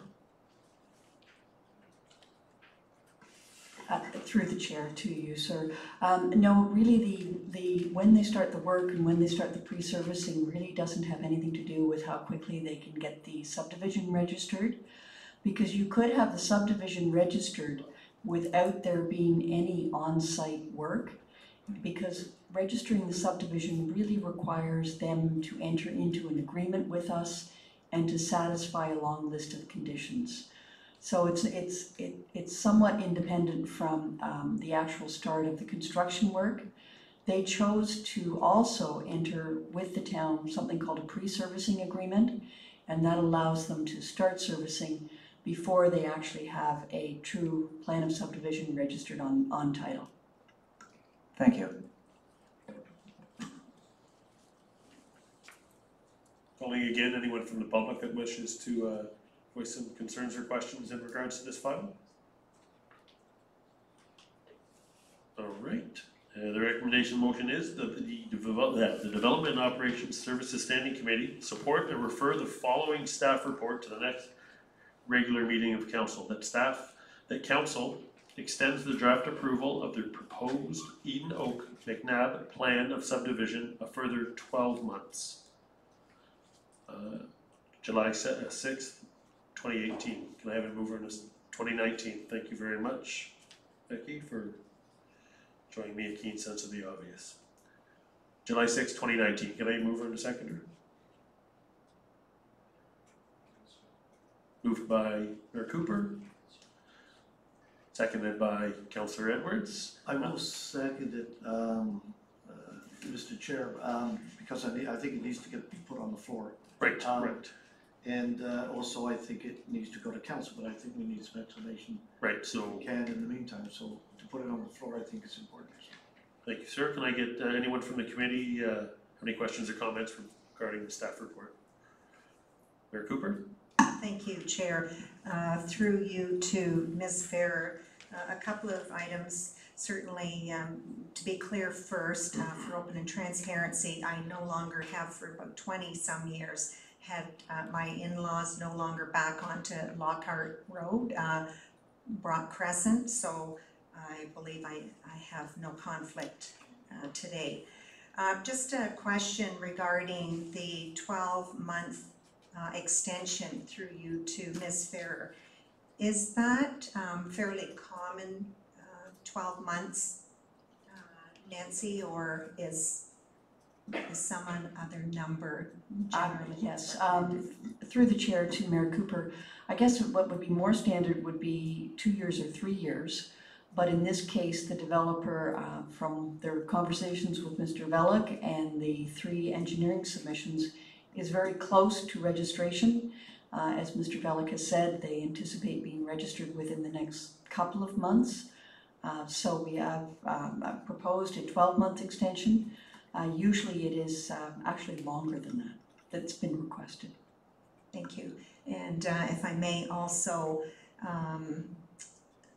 and I know it's more, the point is the extension of the draft plan. However, I think separate from this, something to look at in the future, stormwater facilities, and I know that the one over on Collingwood Street is in a park-like setting, and I'm not sure if that is the standard today, but if we can do anything in this particular case. However, I would say that going forward, I'd like to have that reviewed at some point in time where appropriate. Excuse me, Mr. Chair, if we could just move on to, I think we have maybe there we are. The one stormwater facility is beside the park. The one on the east end of this development is going to be beside a park. And so that should be somewhat integrated like we have been trying to do in other communities. The one on the west side of this development is just a storm pond. Thank you. Thank you. Councillor Jeffrey. Thank you, Mr. Chair. I guess my questions are more overall on the process to start with. I don't think these expectations are unreasonable. And I guess what I'm trying to find my way, I always thought that it was our opportunity when something like this opened up to enhance our requirements or catch up with the times, and as the one gentleman efficiently referred to as our standards, because they do change over time and over years as we develop policies. So if the requests are operational, I guess my first question is what process, what assurances, and what timely I guess processes do we have available to us to ensure that they are treated properly? And so that's my first big question, because I do think if I were living there, I would expect the same thing. So maybe I'll do that one first, and then I'll do the little ones. Okay, to Ms. Farrer. Thank you, and I think this one is perhaps both an engineering and a planning question. Certainly, when we do have draft approvals, this one is well down the road. We've had 3 engineering submissions. We've been working on this one for a long time. There are major changes to our policies and the way we do things, and let's say, for example, if the province came along and changed some of the rules, or if there was some particular matter that needed to be included in the draft conditions. Councillor Jeffrey is correct, Mr. Chair, that if there was a major change that came up that needed to be included, this is the time to do that when there's an extension. Some of the things, and I'm sorry, maybe operational is not the, well, I guess it's how I would call it. Some of these things as far as cleaning of the street and those kinds of issues are things that will be terms and conditions of the plan of subdivision. So those are the kinds of things that we would normally have in final approval, and there are the kind of things that we would deal with in final approval and would be conditions of our plan of subdivision. I would like to point perhaps one question or one matter out. We do not, as our normal standard, require a 2-meter fence between residential and residential development. That is going, and what we've asked for in this case is a tight board fence between the subdivision to the north and the new lots to the south. That is beyond any standard that we have on the books. We felt it was necessary and appropriate in this case, and we asked for it. It is not the minimum standard. It is considerably beyond that from what we have asked for in other places. And I just wanted to make the committee aware of that because there's been some discussion about minimum standards. Some of the issues as far as tree removal, it's my understanding, and boundary trees are something that are determined in law. I think we've been quite careful to ensure that the boundary trees, those trees that are directly on the boundary, have been looked after. And when they were taken down, they were taken down with the approval of the co-owner of that tree, because that is the process. The developer certainly has the right to take down trees with a permit on their own property. They do not have the right to take down boundary trees unless they have the approval of the abutting property owner. In a number of cases, we did have letters from the abutting property owner indicating that they were agreeing to having those trees removed. And in some cases, we did not have that permission, and the trees have stayed. There is, and I think it's come up, and I believe everyone is aware of, and I'll try not to talk about engineering specifics because that is Mr. Velik's area of expertise, not mine. But my understanding is that there's a drainage swale that will be required directly or as close to the north boundary of this new subdivision as possible. This new drainage swale that will be required will actually prevent the planting of trees directly on that boundary. So as far as any new trees, it would be my view that they would really have to go on the existing lots on the north as opposed to in the drainage swale. Because and Mr. Velik, I'm sure will correct me if I'm wrong, but putting them in the drainage swale would actually be harmful to the functioning of that swale. So I just wanted to make those points of clarification. We will have a number of operational issues that will come up as part of the terms of the plan of subdivision, and they will be dealt with in the subdivision agreement. And I guess I'll leave it, Mr. Chair, if it's all right, I'll ask Mr. Velik to have any more specifics because he's obviously more the subdivision person than I am. Yeah, just if I may, before Mr. Velik answers, Councillor Jeffrey, do you just have a? Nancy, I appreciate your comments. My one question that arises from those then is, some of these things are happening now and not when we get to the plan of subdivision. So what are our enforceable opportunities, or how do we deal with some of the things that they're experiencing now? Thank you, through Mr. Chair, to Councillor Jeffrey, and I believe that's why we have a pre-servicing agreement. And I better let Mr. Velik speak about the pre-servicing agreement because he knows a lot more about it than I do. But the pre-servicing agreement does allow them to work and do work at this point in time. My understanding is that there's also letters of credit that come along with that. But I better let him speak to that because it is and we understand, we're aware that there's operational issues. We're not suggesting that there aren't. We're just suggesting that maybe there's another way to deal with them.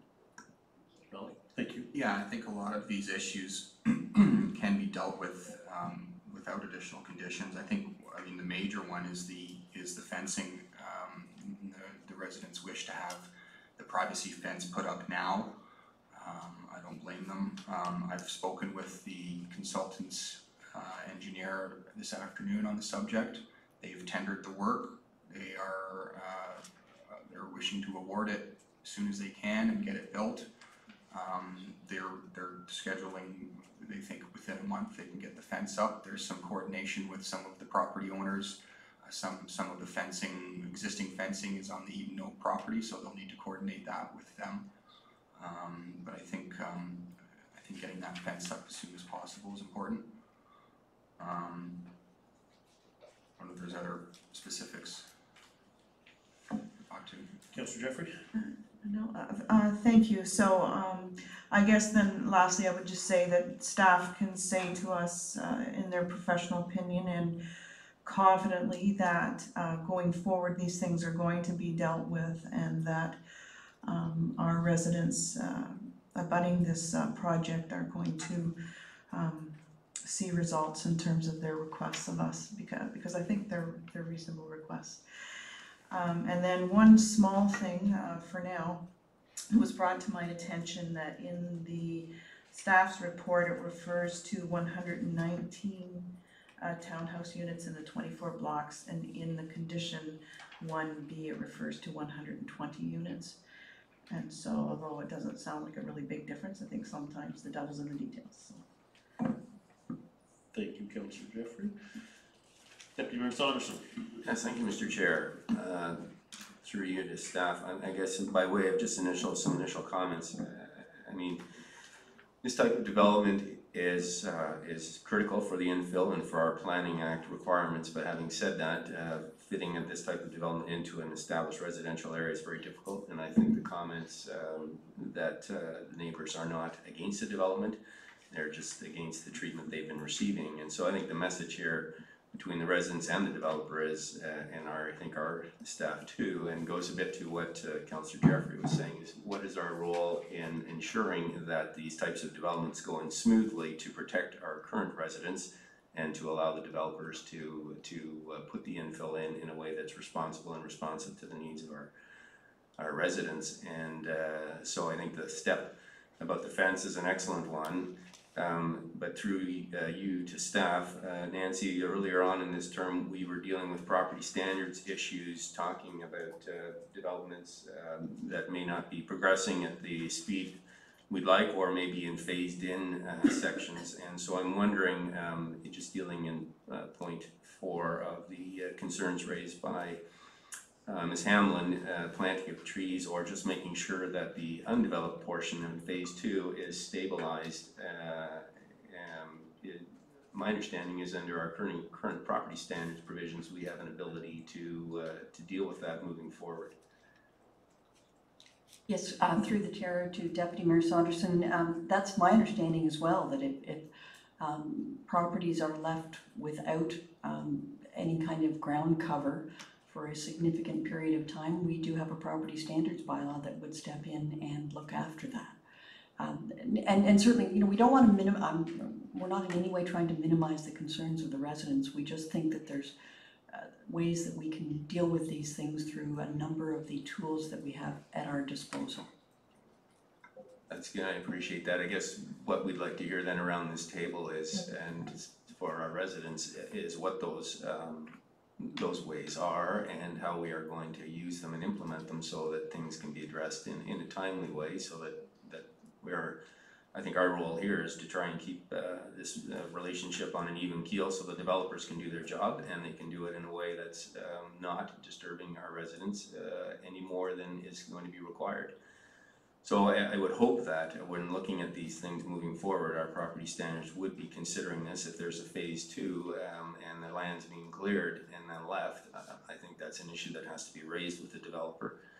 We are extending this for 1 year in the hopes that they get the subdivision agreement in place, and it's their hope too, the developers. Nobody wants this property sitting in this condition for any longer than it can be for business reasons or other reasons. And so I guess I think what the residents are looking for is comfort that we are using what tools are available to us and making sure that interests are being protected. And then going to point 5 of Ms. Hamlin's, the restrictive covenants, I mean, these are very standard things that would be included in the subdivision agreement and would bind title moving forward. So once the properties are transferred, there are aspects that cannot be changed or altered as they may change things like drainage and other aspects, and there may be easements in place. So through you, Mr. Chair, to Nancy, we're making sure then that in this process that the restrictive covenants that will be included in the subdivision agreements will address these issues like drainage and other aspects that would be necessary. I'm sorry, Mr. Chair, I'm gonna have to pass that one to Mr. Velick. He's much more a drainage person than I am. Okay, so we don't normally put restrictive covenants in the agreement pertaining to these drainage issues. The subdivision agreement references the drawings. The drawings are on title. When we have these types of drainage arrangements in every subdivision in town, or every modern subdivision, and we have these drawings. And if there are drainage issues, we go with bylaw and have them rectified. If someone builds a shed in a swale, we have the ability to go with bylaw and have them corrected.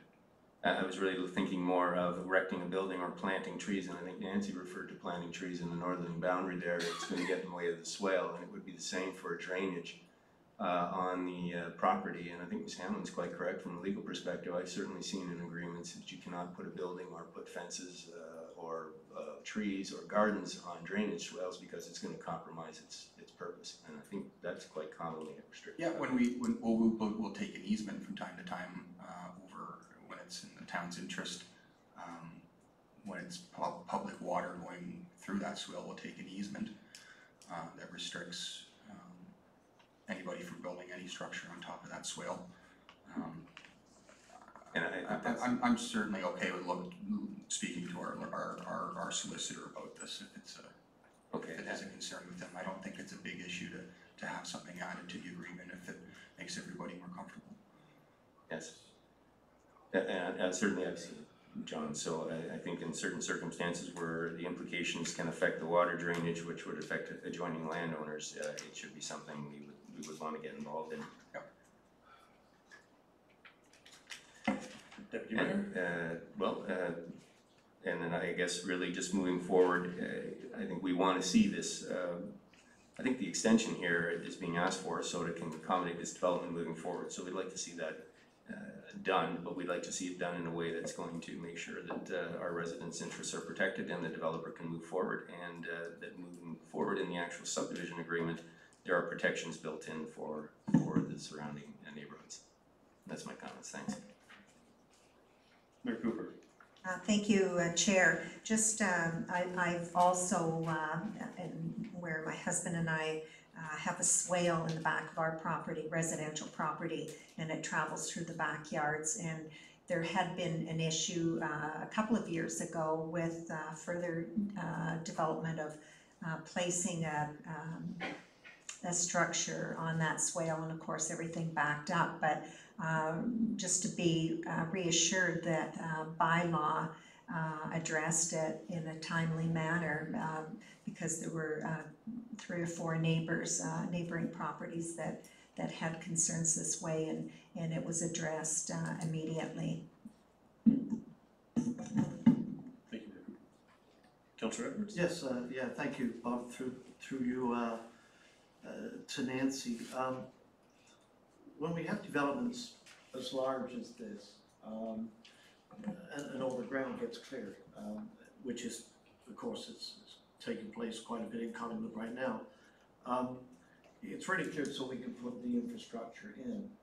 But when we get into a situation where we're going into 1 or 2 phases, is there any sort of hardline agreement or items that we can put into the agreement that say that, yes, you have to look at phase 2 at a certain time, or I know we can't put timelines in. I guess what I'm trying to say is, if you're not going to get to phase 2 within 2 years or 1 year, is there something hard and fast that we can put in to say this has to take place? It sort of piggybacks on what the Deputy Mayor was saying in regard to Yes, through the chair to Councillor Edwards. I don't know whether we can put hard and fast timelines in, but I would think that something we can look at it if it's going to maintain or continue to be uncovered and going to have dirt exposed and it's not going to have ground cover, that we could certainly require that it be seeded or made at least in a respectable condition. Because I think that's the biggest concern is that people don't want as people describe it, a bit of a dust bowl. But in this case, there's a lot of the servicing and a lot of the pre-servicing that's going on at one time, and that's why it looks the way it does right now. But I do believe that we could certainly look at something in the agreement that would say, you know, from a property standards perspective, we're going to have to clean this up if it's not, if the second phase isn't started within a time period. Yeah, and thank you, Nancy, through the chair again. I think that's important because if you look at some of the other developments, I won't mention them by name, that have sort of laid barren in the town. I think it's something that we should really look at putting in. So maybe that could be a comment with council's or with standing committee's permission that we add that perhaps. Thank you, Councillor Edwards. Any other comments or concerns? Seeing none, I have a few. I've learned a lot tonight, as well as we all have. I did have questions that, is this not a good time to add any conditions, comments, or corrections to the draft plan? That was answered. Because at the start of the night, I wasn't sure if this was the forum to negotiate or kind of renegotiate draft plan approval, but I firmly believe that we all, 5 of us up here, want to hold the developers steadfast and hold their feet to the fire and diligently to address all the concerns. But it's a learning experience for most of us. So thank you very much for sharing your concerns. I have a couple questions in regards to a couple of the comments. Mr. Velik, you had mentioned that they stated that they were ready to go and put up a fence. They were just waiting for it to be tendered back. Wonderful. So would we have that in writing from the developer? No, I don't have that. Okay, sir. Yeah, just so, again, and a lot of the stuff has gotten right back to having a better understanding of the Property Standards Act. So I think we can get a lot of answers from that if we just go on www.collingwood.ca and look up property standards. Everybody from the committee always brings up fantastic comments, and I thank them for that. Moving forward, I think, well, it's an obvious thing. We work for you guys, and we need to continue to work for you and try to resolve all your concerns in a timely manner. And I appreciate all the hard work that everybody has done. No names need to be mentioned because they know how hard they've done this and educated me along the way.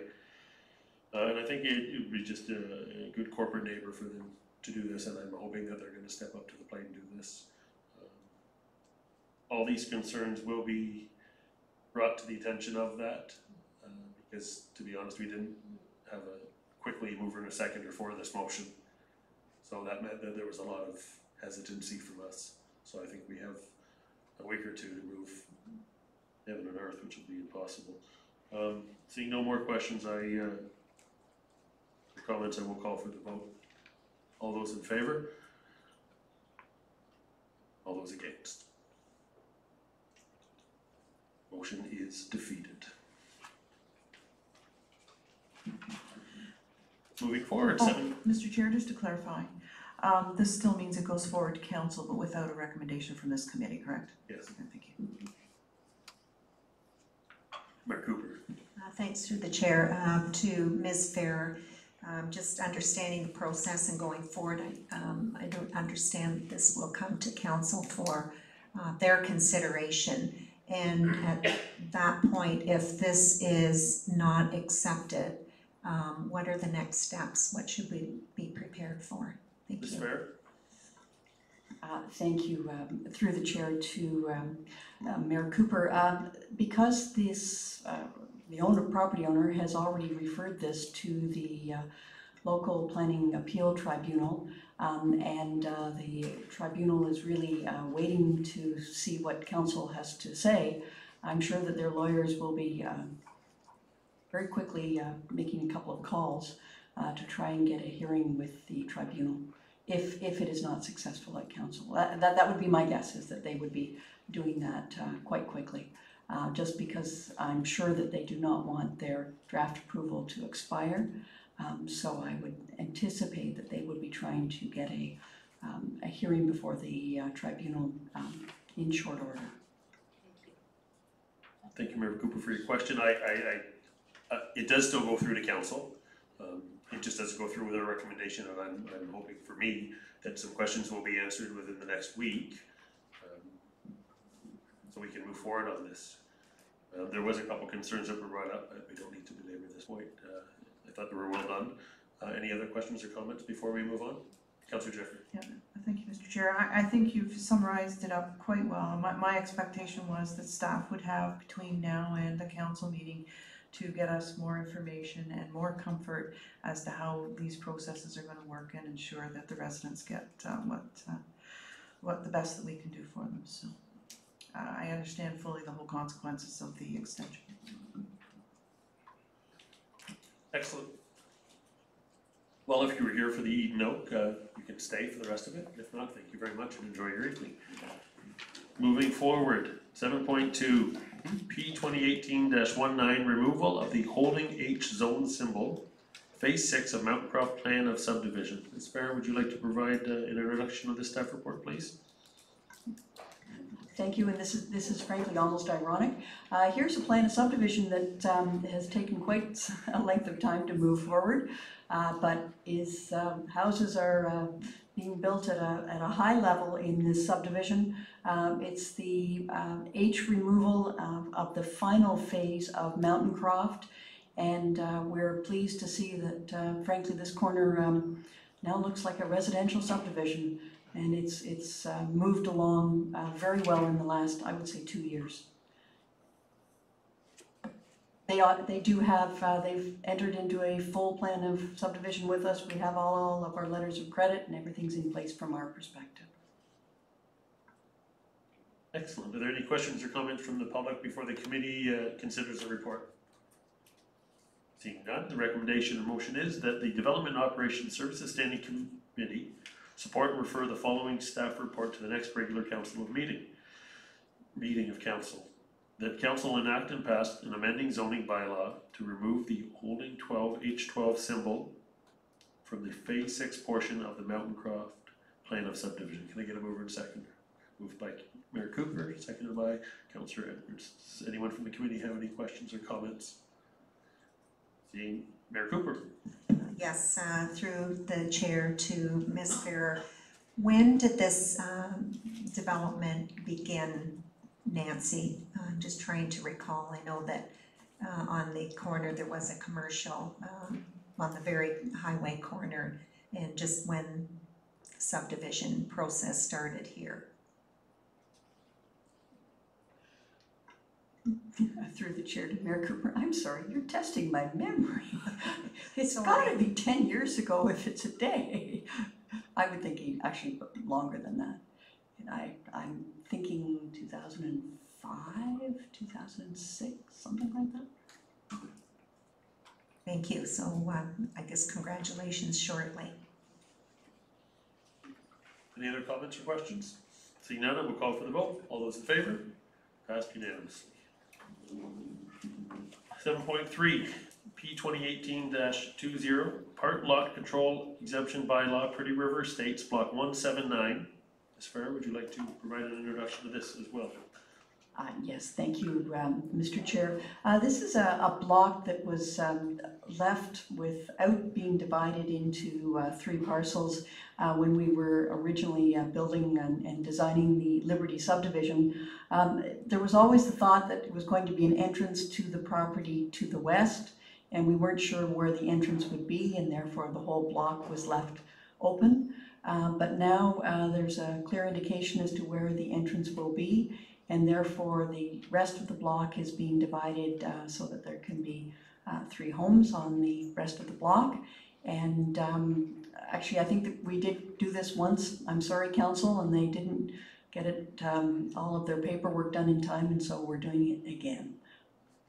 Anyway, thank you. Any questions, Mr. Chair? Thank you very much. Is there any questions or comments from the public before the committee considers the report?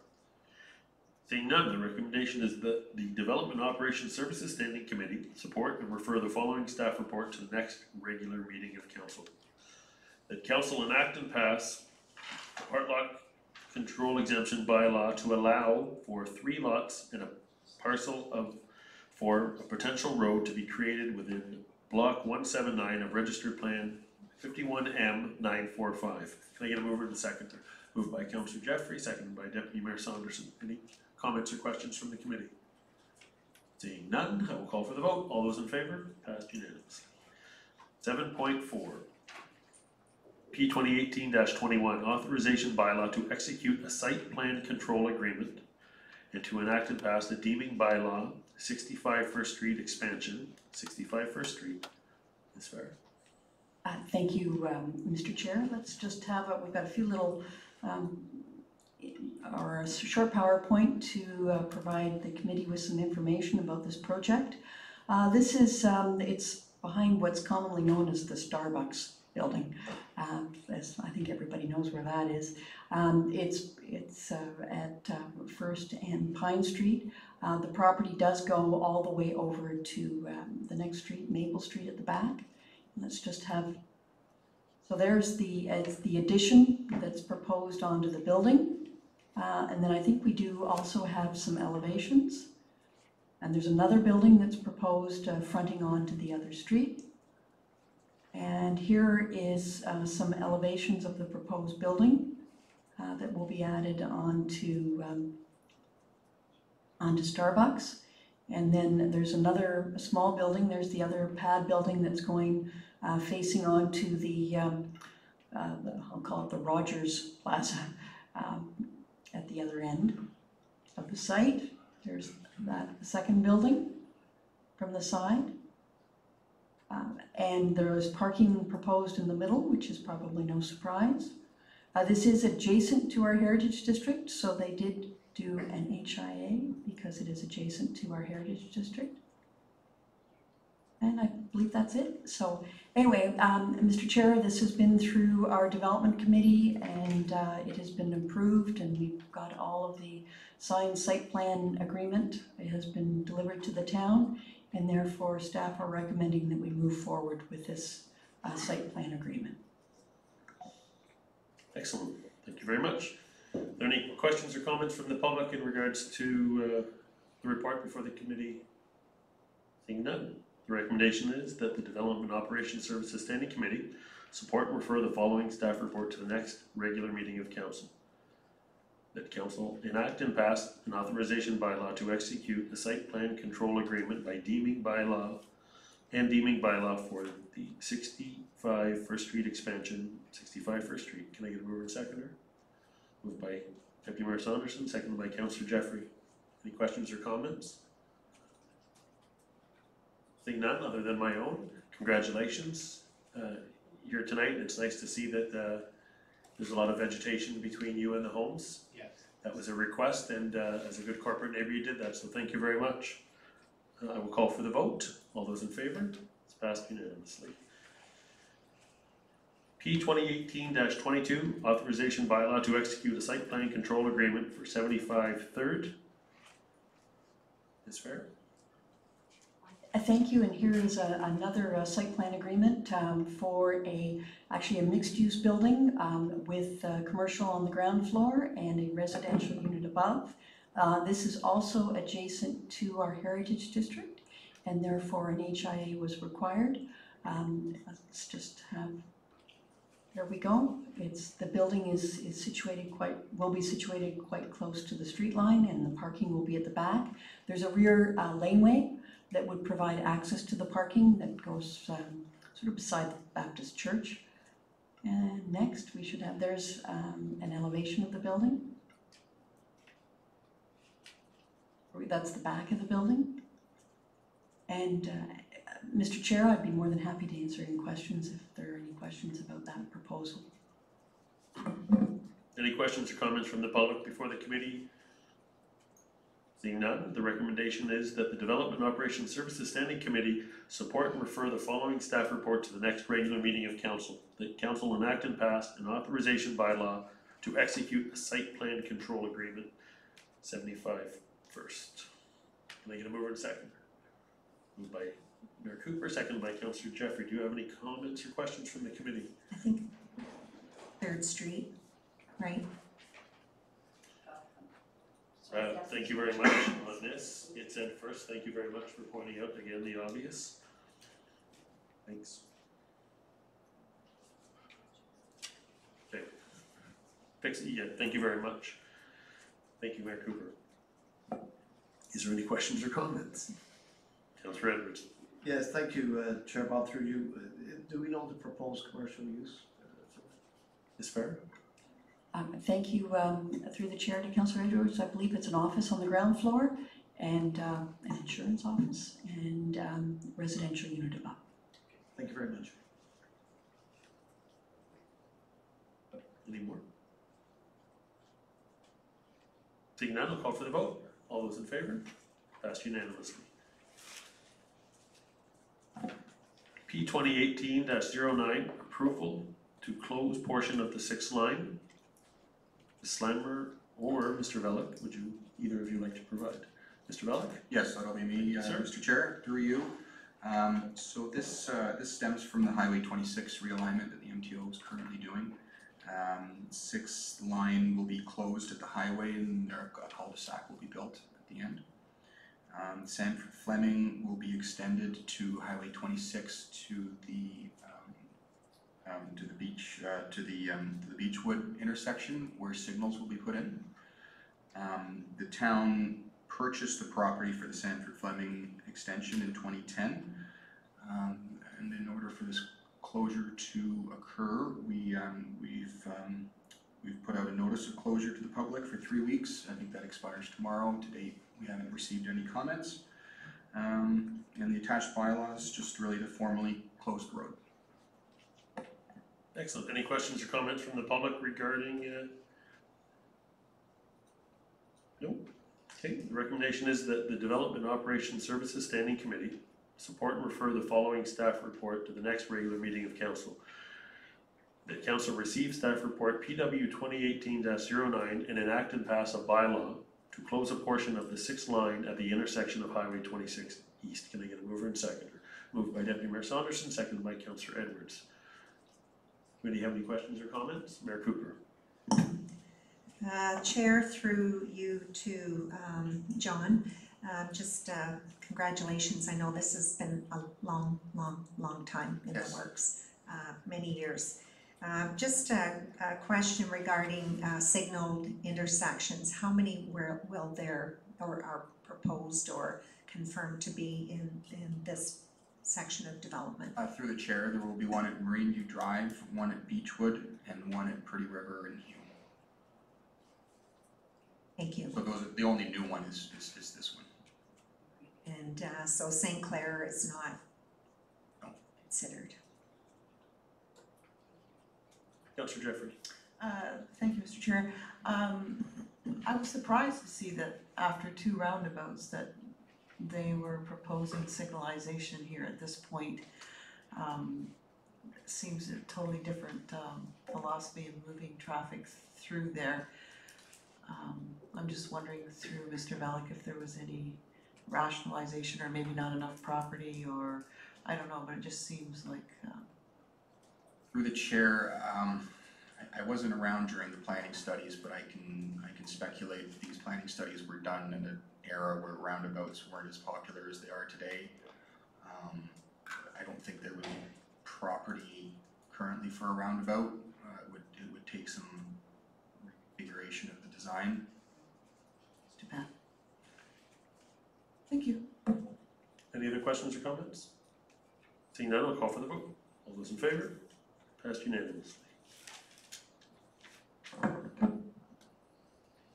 P 2018-07, extension of transit service hours pilot project. Ms. Slammer or Mr. Wisniak may provide. Yes, through the chair, Chris Wozniak and Martin Ridlow will be coming forward to speak to the staff report. Welcome, gentlemen. Good evening, Mr. Chair, members of council, staff and members of the community. It gives us great pleasure to come and talk to something that's been in the works for several months right now.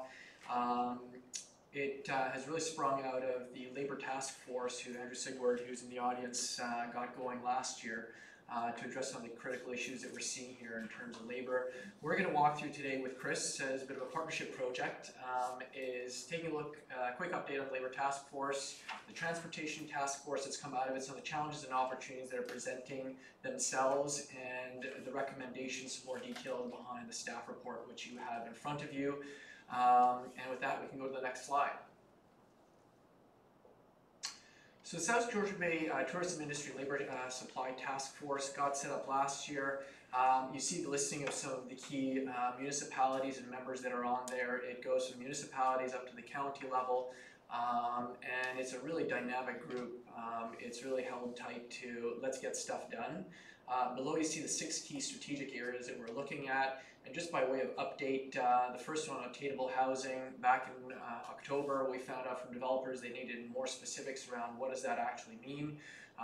The consultant that was hired by the Labour Task Force is presenting their initial findings to the task force tomorrow, with a further rollout in June. So that is how fast we're moving on things. We'll talk about transit connectivity. Next, high school outreach, the Youth Career Expo is certainly part of it, as well as several other initiatives that are going on. Supporting post-secondary tourism programming, the announcement by Georgian College that they will be bringing a tourism program to the South Georgian Bay campus as of this fall did not happen by accident. It is this group lobbying hard with Georgian College and helping Lynn Hine, the campus manager, to make sure that Georgian College recognized the importance of the area here. Networks, best practices, and so on continues to be an ongoing relationship that we have, and it's really built up what I think all of us strive for, collaboration and teamwork. And last but not least, flexible childcare is something that is very high on our radars. We're sort of tackling these in terms of initiatives that either can secure quick wins or that we see need to get started early because they have a long fuse, if you will. So that is the update on the South Georgian Bay Tourism Industry Labour Supply Task Force. Next slide, please. The Transportation Task Force got set up as a spin-off of the Labour Task Force. We had our first meeting in January, and what was really neat about the coming together of the people there was that it represented not only public sector representatives, but private sector representatives. And that included ACE Transportation Group. Shane is here representing them. And it really provided a chance to talk to employers about what are the real needs. And this was a regional meeting. It was a really dynamic meeting, I think, that built up a lot of trust, and as a result we've been able to work forward with the mission of analyzing, planning, and advancing regional efforts to improve public and workforce transportation needs.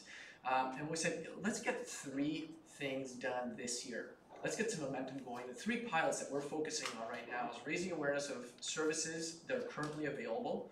Second of all, extending public transit schedule, and last but not least, exploring private transit opportunities.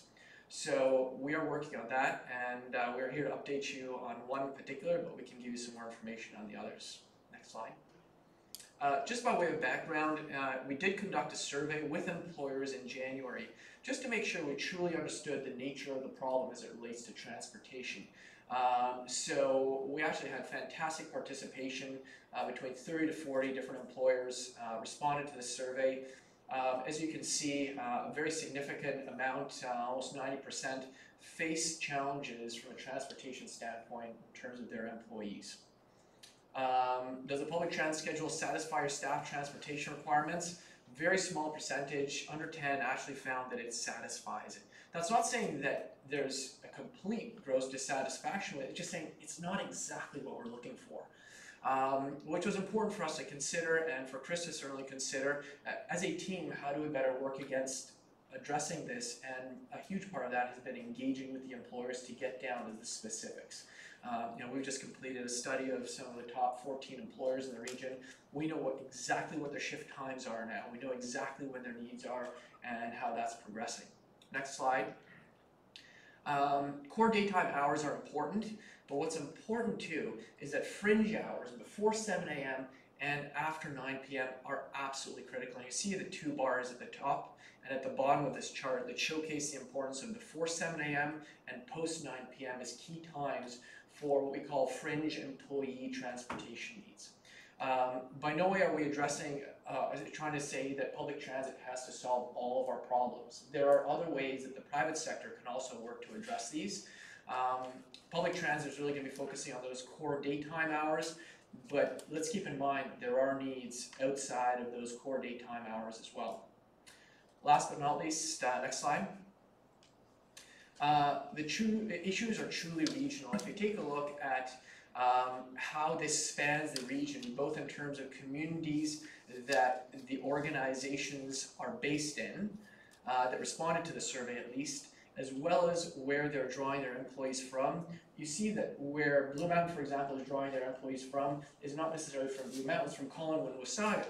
So for us to say, you know what, this is only for one municipality to solve or the other municipalities to solve would be incorrect. This is a regional issue where employees and employers need to work together and they're drawing on each other. We know in Collingwood alone, 40% of our employees come from municipalities around Collingwood. So that is one stat we have. Now we've got more stats in front of us based on employers telling us their facts. Next slide. Over to Chris. Thanks, Mark. Thank you for having me tonight.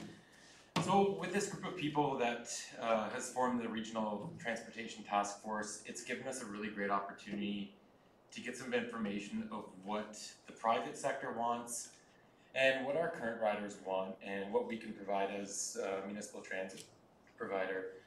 So there's been a strong commitment from the private sector and the other stakeholders from other municipalities. And I think we've been working pretty quickly in the last few months to push together these initiatives. So next slide, please. The first one is to bring awareness of public transit and what we have within the region. The idea of regional transit in Southern Georgian Bay is gaining some speed and some traction. We are currently running Wasaga Beach Transit Link, Collingwood Transit, and Collingwood Blue Mountain Transit. Everything's run on separate accounts, separate books, separate fares, separate monthly passes. And anytime we want to make a change, every partner has to be consulted, councils, approvals, and things don't move forward without that sort of thing. So the idea of a regional service is all of this activity with this group in the last 3 to 4 months has begged the question of, when are we going to look at this on a regional level? Outside of what the County of Simcoe is currently doing, which I'll speak to in a little bit. But part of it is to be able to bring awareness to everybody in the communities and in this region of what we have. There's a lot of people that do not know what transit exists. And the group felt that a regional transit map, such as something that you see here, all 3 of our GIS departments in the town of Blue, Wasaga Beach and Collingwood collaborated, got our data together and put something that gives us an idea of what kind of service is available, including Clearview as well, in the area. What our plan is as a group is to put a regional transit map together that is something that is an easily readable map and friendly to people who are not really familiar with transit. So our idea is to have a map like this that gives you a little bit of an area on the side that says how long does it take me to get from here to here, or how do I get from here to here, not loaded with times and schedules, but giving people direction on how they could go about to get it, to help people learn to use the transit in a better way. Along with the transit on there, we want to provide our active transportation links with trails and cycling routes. So within our group, we've come together to put this. We're still in kind of a development phase with it. Wasaga Beach was leading the mapping portion of it, but with the recent IT misfortune, we've been a little bit delayed. So unfortunately, this was just our pre-map, but we have something else that will be coming. So I think that this is going to provide, it's a good first step to help people realize what we do have and how they can utilize that currently and moving forward. Next slide, please. So the pilot project, which was our second initiative to extend transit hours, we felt the best thing that we could do to meet the needs of not only the employers and employees, but of our current riders and our future and potential riders, was to begin to fill our gaps of service. Now, I've been doing this for 12 years in Collingwood with transit, and there's always been requests to extend it later. Blue Mountain has always been later. Can we get this running to here, this running to there? And we felt that given our current situation with the municipalities and our operation contracts, and the quickest way to do it would be able to utilize our current transit. Let's fill the gaps.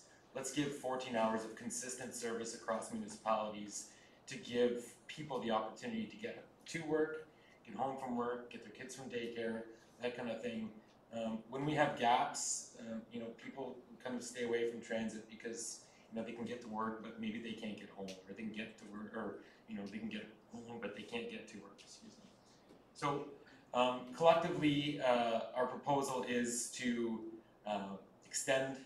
The mainly is the Blue Mountain Link, which you'll see is the largest gap. All of the gaps in yellow are what we plan on filling, and all three municipalities are going to be sharing the cost on the cost of the pilot. Even though majority of it's in Blue Mountain, Wasaga Beach just passed today that they've in agreement with it. Town of Blue Mountains has passed, so it's a collective of the three municipalities coming together and say, this is a regional issue. Let's split it evenly. Doesn't matter who's getting the most. Let's do this together as a community, as a region. So I guess that's the plan for the extended service that is part of the pilot. So the next slide. Concurrently with the pilot, we're working with our private partners. Ace Transportation Group has been part of our regional task force group and been looking at options with the employers on a private basis and been garnering a lot of support from our private partners to be able to shoulder the earlier times and the later times, where we know the most efficient way wouldn't be to run 5 buses at 5 a.m. The private partners are looking at paying for an employee service that would do an earlier morning shifts and later morning shifts. So what this is a service that would be catered to employees only of contributing businesses and industry.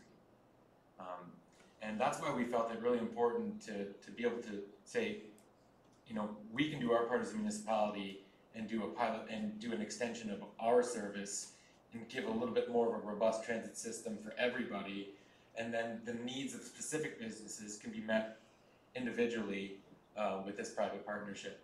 So currently, I know that Ace Transportation Group is moving forward with licensing for some cross-border scheduled service that's required from the MTO.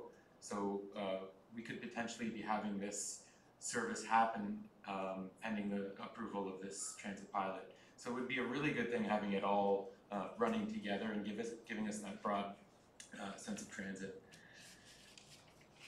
So next slide, please. The recommendation is that council approve the amount of $35,000 to increase the extension of the hours of service for a 6-month trial period. So from July 1st to December 31st, with the potential of a 90-day extension, and that the approval of such funds is contingent on the participation of each municipality. So we've had Blue approve and Wasaga Beach approve, so this is the final one. There's been some questions along the way about the metrics of it. How are we going to measure what's a success and what's not? And we've kind of come to the agreement with a group between the 3 municipalities that we would like to see a 50% increase on the Blue Mountain Transit Link itself. And we hope to see on the Wasaga Beach Link a 15% increase, and in Collingwood a 10% increase. The numbers are, I think, quite attainable, and we're hoping to exceed them.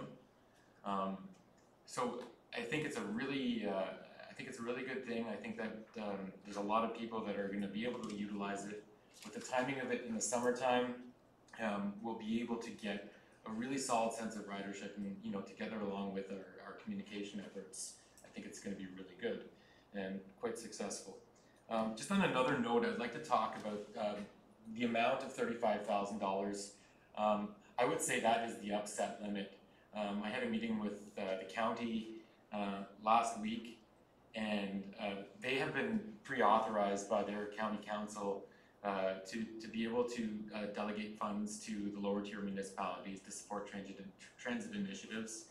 And they've indicated, I can't give an exact number, but it's a pretty significant number that they'd be willing to contribute to this, to the county of Simcoe portion. Unfortunately, they can't help into the Blue Mountain Link, but it will help the overall costs. Additionally, it will help the overall costs on our end because they've committed funds to the Wasaga Beach Link. So the $35,000 was slated to come out of the Operational Reserve Fund, but with the allocation from the county, I'm supposed to hear today, but unfortunately I didn't hear it. There may be no effect at all to our budget at all. So we're hoping that that's going to be the case. So the next slide. The only way that this is going to become really successful is if we let people know what's happening. And we're lucky we've got a great group with Martin and Johanna over at Wasaga Beach in the economic development, and the folks at the town of Blue Mountains. Everybody's really committed to get this out there, and we have to do it, and we have to make it, I think we were talking about a media blitz, and it's a great news story. And we've got Andrew from the Blue Mountain Village Association, and Shane Day's Transportation Group, and even all of our members that are in the industry. We've got groups like Reinhardt, Pilkington's, there's quite a few others that are part of it. But yeah, Metro, both Walmarts of Collingwood and Wasaga Beach. And everybody's, they're really excited about it, and everybody's willing to put their part into getting it out there. And I think if we get that out there and we use, the opportunities we have, we can make it successful and hopefully get increase on our transit across the board. So, anything else you can say? That's it. Thank you very much. If there's any questions. Thank you very much. Any questions from the public? Mr. Pretty?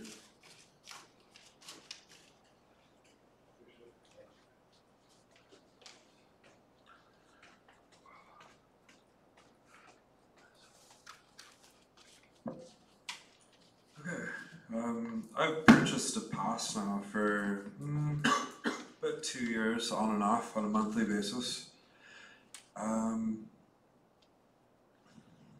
The regional bus system, Simcoe County-wide regional system for our immediate area, it's valuable because when people are investing in Collingwood, they want to know if their bases are covered. Because it's like, as these gentlemen were saying, for childcare or interacting with high school, getting up to the ski hill, those cutoff blocks, say if you're a student and you don't have 2 classes in the afternoon, well, you might take a job at Blue Mountain. It's really important for that bus to be running all day, because that cutoff at, I think it's 10, I always forget, it's like, when's the cutoff, is it 7 a.m. this pickup, is it 6, I think it's 7, but you know what I mean, it's very consistent, sort of like, is it 7 to 9, 7 to 7, so high school students, part-time employees, like that's a big deal to sort of say, yeah, I can get up to the hill, no problem, I'm starting my job at 1, off you go, get to the bus for 12, that's just adding to the employer, the community, and just everybody. That cutoff period, I think, was a real challenge, even for the regional relationship. I have a quick question. I didn't see the map was hard to read there. Are we talking about a extension as well for the buses? Like everything's uniform till 9 with the blue bus, or is it still finished at 6? Mr. Chair, to Mr. Pretty, everything will be across the board equal. So it will be till 9 o'clock to the mountain, Sega Beach, in Collingwood, all around. Awesome, that's great. I'll just finish off. A rate increase, we have a generous rate, and it's wonderful to buy a monthly pass. I recommend buying the monthly pass. I always run out of money every month, and I wish I bought the monthly pass at certain times, for example, January, work purposes. It just saves a person money because it's, you know, loose change, all that jazz, you gotta get on the bus. Bottom line, this system's working, and I think it is about a long-term picture. I think that's what people are looking for in Collingwood as a town. So congratulations. Or I hope you pass this. I'm sorry, I'm speaking too fast, but Thank you, Mr. you know what I mean.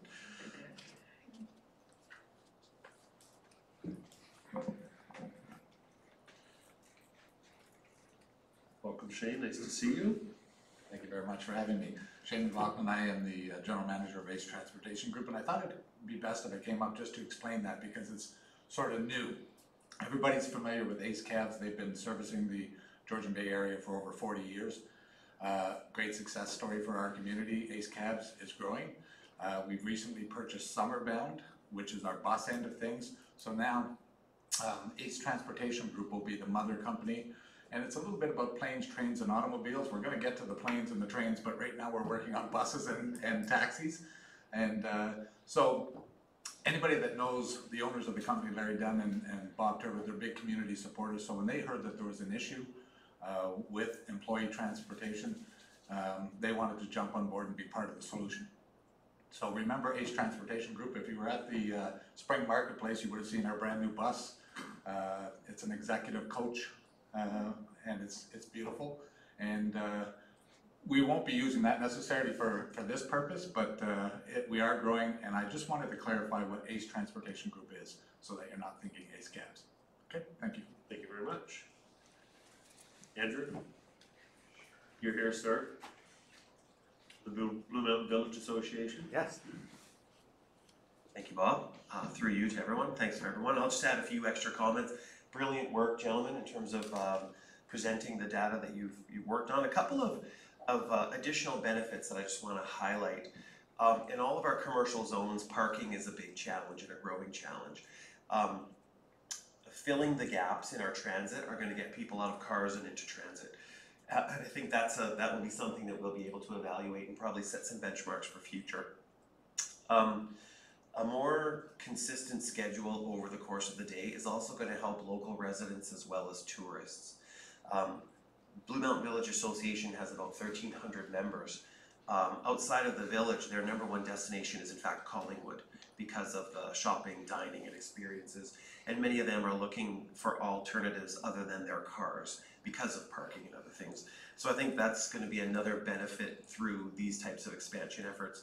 And finally, although it was touched on a little earlier, Georgian College and the expansion of the programming, the tourism programming, 40 new students this year, 80 the year further, they're going to require a more regular transit system for workforce as well. So this move is really enabling in a number of fronts. And one final point, when we looked at all of the feedback from our housing study, where we received almost 500 responses from employees in the region, transit was often mentioned, or lack of transit was mentioned just as much as housing attainability.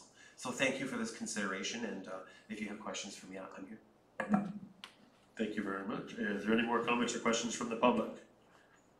Seeing none, the recommendation is that the Development and Operations Services Standing Committee support and refer the following staff report to the next regular meeting of council. That council receive staff report PW 2018-07, and that council approve the amount of $35,000 to increase the extension of hours of service on a trial basis, and that the extended hours of service pilot run from July 1st, 2018 to December 31st, 2018, with an option optional 90-day extension, and that the approval of such funds is contingent of the participation of all three municipalities in the proposed trial. Can I get a mover and seconder?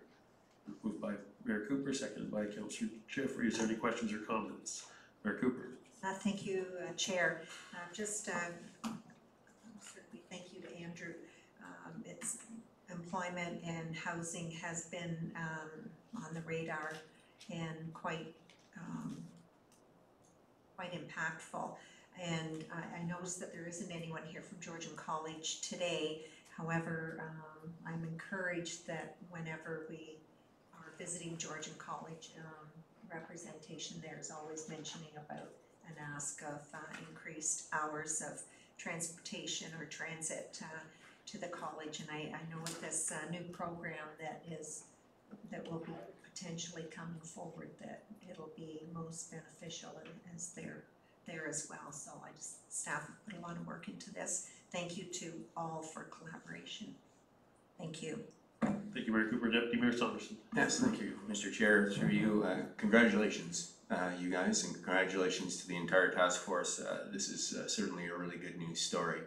I think the synergies and all sorts of aspects of our community and other communities really recommend this, and to me, I'm absolutely in support of this initiative.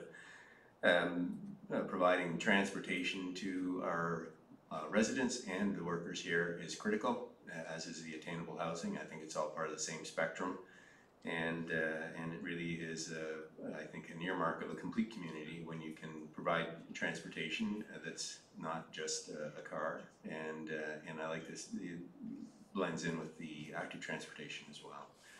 So I would like to commend this whole initiative. I think on the regional aspect, it's fantastic. We are a critical part of Simcoe County, but also our partnership with the Blue Mountain and crossing the Grey County border.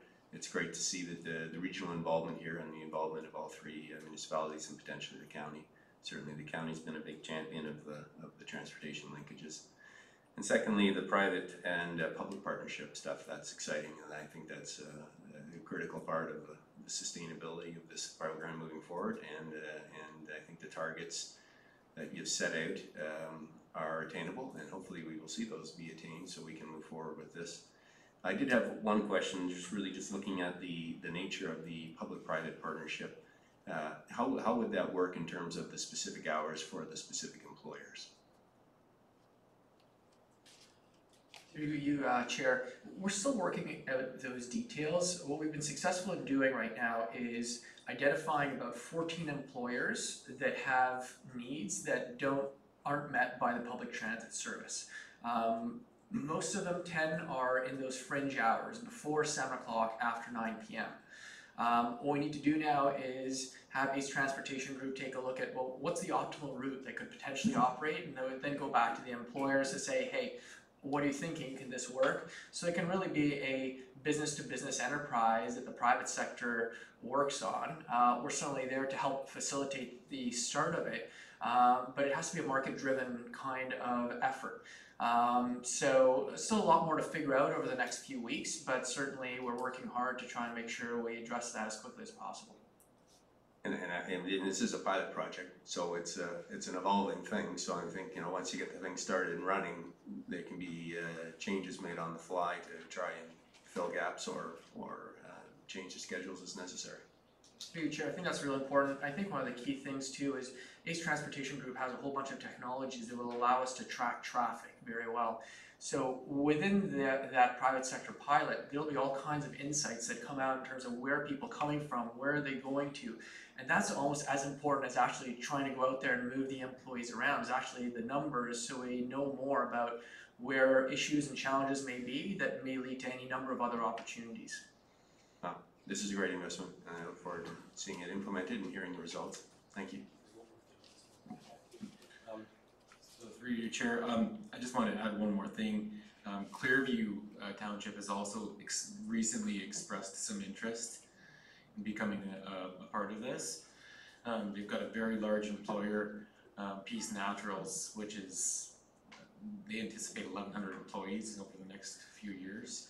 So that's a really large amount of people. So we've kind of been in touch with their CAO, and their mayor, and they've shown some interest. So again, things are evolving and changing as the days go on, and we'll keep you updated. And that's another part of this, is that we plan on coming back like every I think it was every month, just to give you a quick update as to how things are moving along. Thanks. Councillor Mike? Oh, yes, thank you, through you, Chair Bob. In regard to the 35,000 coming out of the operational reserve, is that not part of the tax refund, the gas tax refund? Or have we used that up, or is this, or can we not use it? I guess that's my question. Through you, Mr. Chair, to Councillor Edwards. We've utilized our full gas tax provincial allocation to offset our transit, our current transit. So when we get our lump sum, it goes into the revenue portion of that. So we can't use federal gas taxes for operational costs. Federal gas tax can only be for capital purchases. Okay. So the idea of it coming out of the operational reserve fund is why we have to look at it that way. But again, with the county support, I'm hoping that that number won't even have to be drawn upon. Okay, yeah, thanks, Chris. And it's a shame, if I can, Chair Bob, if I can, that we have to go through 3 different councils to get approval before we can finalize something so important as this. So when Simcoe County going to take it over? If that's the formula, I don't know, but maybe there's a way we can work around that. Yeah, thanks for the great presentation too. All right, seeing none, I'll just, all my questions were answered, thank you very much, but I want to congratulate Andrew from the Blue Mountain Village Association. He's always been a key partner in helping Collingwood understand the needs of all the employees out there that employ one of the biggest employers of the region, and obviously Shane McLaughlin for everything that Ace Transport does for us, helps us move people successfully. All my questions were answered. I just want just for my notes, so we're looking for a 50% increase to Bloom, 10 to Wasaga? 15 Wasaga, 10 to Collingwood. And then I was wondering, with Simcoe funding, rather than putting it in the, to my fellow committee members, rather than putting it 35,000 into the budget constantly, can we friendly amend that to up to 35,000? So it'll put the limit on that, but if we don't have to, then it's nice not to have 35,000 sitting in a budget that can be used year after year. You have a positive aspect. So that's great, that's awesome, and hopefully Grey County can jump on board and assist as well. Being as Blue Mountain's a key contributor to the success of their county. All right, seeing no more questions, I'll call for the vote. All those in favor? Passed unanimously. Thank you very much, thank you very much. Departmental updates. Planning services. Thank you. And I'd like to introduce, and I assume that most members of the committee have met Robin Shugan in the past. She's our planner technician, and she's taken over a new role, and we certainly appreciate that she's taken over the role as a risk management official. And she has a presentation for you. In the past, we had the Conservation Authority do this presentation once a year, but now we're doing this in-house, and so she'll be our new person in charge of this particular aspect of the community, and she'll explain what's involved. Thank you. Good evening, Mr. Chair and committee members. So I'm just going to give a quick overview of the risk management official and inspector position and the source protection plan.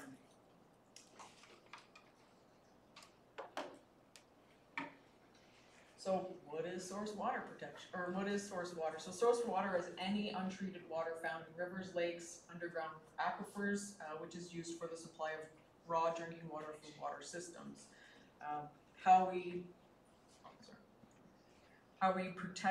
start to help protect this, the drinking water source, we have the Clean Water Act. So it's a level of protection for Ontario's drinking water resources, focusing on the protection of water before it enters the drinking water treatment system. The Clean Water Act is not designed to protect all of the province's water recourse. The focus is sources of water that have been designated by a municipality as being current or the future source of residential municipal drinking water for the community. So with the Clean Water Act, you have, under that is the Source Protection Plan, which is implemented through the Clean Water Act. The Clean Water Act objectives of the Source Protection Plan is to protect existing and future drinking water sources in the source protection region, and to ensure that for every area identified in the assessment reports as an area where an activity would be a significant drinking water threat, one, the activity never becomes a drinking water threat, and two, if the activity is occurring when the source protection plan takes effect, the activity ceases to be a significant drinking water threat. So under the Clean Water Act, we have Part 4. This is where the risk management official and risk management inspector start to come into play. Part 4 is the regulation of drinking water threats. Let me enlighten you with some of the sections that are important to the RMO and the RMI. And I'll just give you kind of a little brief expert of what each section can contain. So we deal with section 56, which is titled Interim Risk Management Plan. So it's the management plan when a person is engaging or proposes to engage in activity. The RMO may agree to a risk management plan if the activity is prescribed by the regulation. Where there is an approved assessment report or will be an identified area where there is an activity of a significant drinking water threat.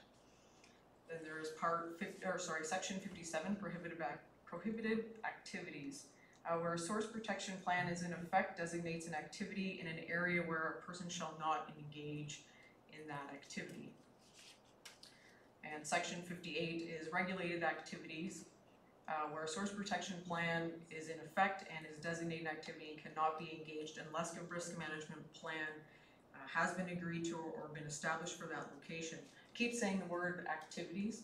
So under the OREGs of the Clean Water Act, regulated activities are anywhere from handling and storage of pesticides, handling and storage of fuel. So these are some examples: waste disposal sites, applying road salts, and the handling and storage of road salts. Just some examples of. There are 21 activities in the OREGs, and a local conservation and municipality can add if there are any drinking water threats in their area. So in section 59, restricted land use. So restricted land use is where a source protection plan is in effect and designates a land use as a restricted land use. A person shall not make an application under the provisions of the Planning Act, section 34, land use controls, nor can a person construct or change the use of a building in connection with that land use in any location in that area. And then section 81 is annual report, so it's pretty self-explanatory. It's where the RMO prepares and submits the annual report to the Source Protection Authority, so which would be the NVCA for us. So, and then the RMI, the Risk Management Inspector, just helps enforce Part 4 source protection policies through the inspections, monitoring compliance of Part 4, and supports the RMO in fulfilling Part 4 of the annual report requirements. So there are 4 vulnerable areas that we look at with source water protection. So highly vulnerable aquifers, significant groundwater recharge areas, wellhead protection areas, which I'm going to refer to as a WAPA, and the intake protection zones, the IPZ zones. So within Collingwood, we have 2 of those vulnerable areas. So we have the wellhead protection area, which is actually located in Clearview. So if you can see the green dot, that is the Buckingham Wood well supply for Clearview. So Collingwood is in the WAPA A zone, which is the 100 meter radius zone for the wellhead protection area. It is, as you can see in Schedule A of our official plan, it is implemented into the map and in our policy. There are 4 types of WAPAs in municipal wells. So there's a WAPA A, which is the 100 meter radius, as I explained, the WAPA B, which is a 2-year time travel, and a WAPA C, who is a 5-year time of travel, and a WAPA D for 25 years time of travel, which there's any pathogens, or it will take that many years to reach the wellhead. So the wellhead protection area is covered by the town of Clearview. I'm not sure if the Conservation Authority takes care of it, or if they have a designated RMO or an RMI for the area, but typically Collingwood does it, deals more with in the intake protection zone, which is located at the wastewater treatment, or sorry, the water treatment plant. So as you can see on the map, we have the IPZ1 zone, the IPZ2 zone, and the IPZ3. There are 2 parcels of land that are in red that are in our IPZ3 zone. So the existing significant drinking water threats, as I mentioned, are in our IPZ3 zone. They both are 2 commercial fuel storaging and handling activities. So the Southwind Marina and the Cranberry Yacht Club. And some exciting information about IPZs and vulnerable scores. So an IPZ1, as you saw on the map, is a fixed distance from the intake and a direct impact to the intake from adverse spills. Collingwood's IPZ1 zone is 1 kilometer radius and a 120 meter setback measure from the high water mark. The IPZ2 acts as a secondary protection zone around the IPZ1 zone and a distance related to response time to shut down the drinking water system. So in the South Georgian Bay Lake Simcoe source protection region, that is a minimum of a 2-hour time applies to all intakes. And in the IPZ3 is a distance that may cover the entire watershed beyond the IPZ2 or part of it, depending upon the type of intake. The IPZ3 zones are event-based approaches for extreme events that could lead to the deterioration of drinking water. So IPZ zones are delineated by analysis and models, obviously through hydrogeologists and the MOC or the MOECC and other agencies. Vulnerability scores are determined by threat levels, so they're significant, moderate, and low. So no activities or potential drinking water threats were identified for town of Collingwood for the water treatment plant in the IPZ1 and the IPZ2 zones. Potential significant threats of drinking water only assigned where vulnerability score is of 8 or greater. So if we have a look at this map, this is our vulnerability score map, and you can see that our vulnerability scores are not significant, and that they are in the IPZ1 6, in the IPZ2 a 5.4, and actually within our IPZ3 it's a score of 0. Vulnerability scores are a reflection of hydrological characterizations as well as drinking water threat characterizations, or sorry, drinking water intake characterizations. So just an update on the risk management plan status update. So we have 2 identified potential threats, as mentioned, in the IPZ3 zone. The field verified as false, so because we use an event-based approach modeling, there are no significant drinking water threats that have been confirmed. And there are no risk management plans that are currently required for the town of Collingwood. With the 2 sites, because of the location, both in the IPZ3 zone, risk management plans would only be required if the fuel storage was of 25,000 liters or greater. Both facilities have above grade fuel storages at 4,500 liters. So in an RMO annual report, just an overview of what we put in our reports, as mentioned in section 81, we prepare the annual report and submit it to the Source Protection Agency. In the report, we highlight the establishment of the Risk Management Office, which the risk management official and the RMO. The number of risk management plans, for Collingwood it's 0. Number of inspections, we would have 2. Number of risk assessments submitted, accepted, and refused, we haven't had any. And the number of times the RMO has caused things to be done, which is if there had been any threats and no compliance. An RMO under the Act, under Section 64 would have things caused to be done. We've had 0 of that. And total number of prosecutions and convictions is also 0. So ongoing work with source water protection. So as of, I believe, the end of February and the beginning of March, the property entry and risk management I completed the training for the MOECC for the risk management official and inspector training. Ongoing work again, annual reports every year. We do periodic site inspections. The South Georgian Bay Lake Simcoe Source Protection Region meeting on June 11th is a work plan to update the local source protection plan and the reports. Believe it's every month or every few months. I'll have to check into that. The RMOs do have work group meetings, so we all get together from the region and discuss some issues. And preparing Schedule D, titled Source Water Protection Map for the Town of Collingwood's official plan.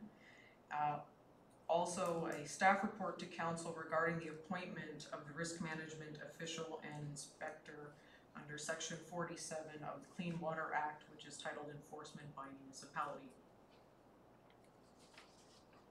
So I'd just like to say thank you and these are the sources if anybody wanted to have any further information on the Clean Water Act or the Source Protection Plan. Also, the MOECC has an interactive map that you can actually see all of Ontario, where wellheads are and the other entities. Kind of cool, actually. So we got any questions? Thank you very much. That was a fantastic update. Do we have any questions or comments from the committee? Think none. Thank you very much. Congratulations on your new job. Thanks. Engineering, Environmental Service, Fleet and Facilities, Public Works. Peggy, would you like to update the committee? Thank you, Chair. I just have a few updates that John and I both thought we would mention. So for some ongoing projects that are happening within the town, 7th and 8th Street sanitary sewer and water main replacement, that capital project is progressing well and should be completed at the end of June. MTO has commenced their work on Highway 26 East. And a note to you that, or to the committee, that the transit terminal, construction on the transit terminal will be starting next week. That's the building that will be at Pine and 2nd Street.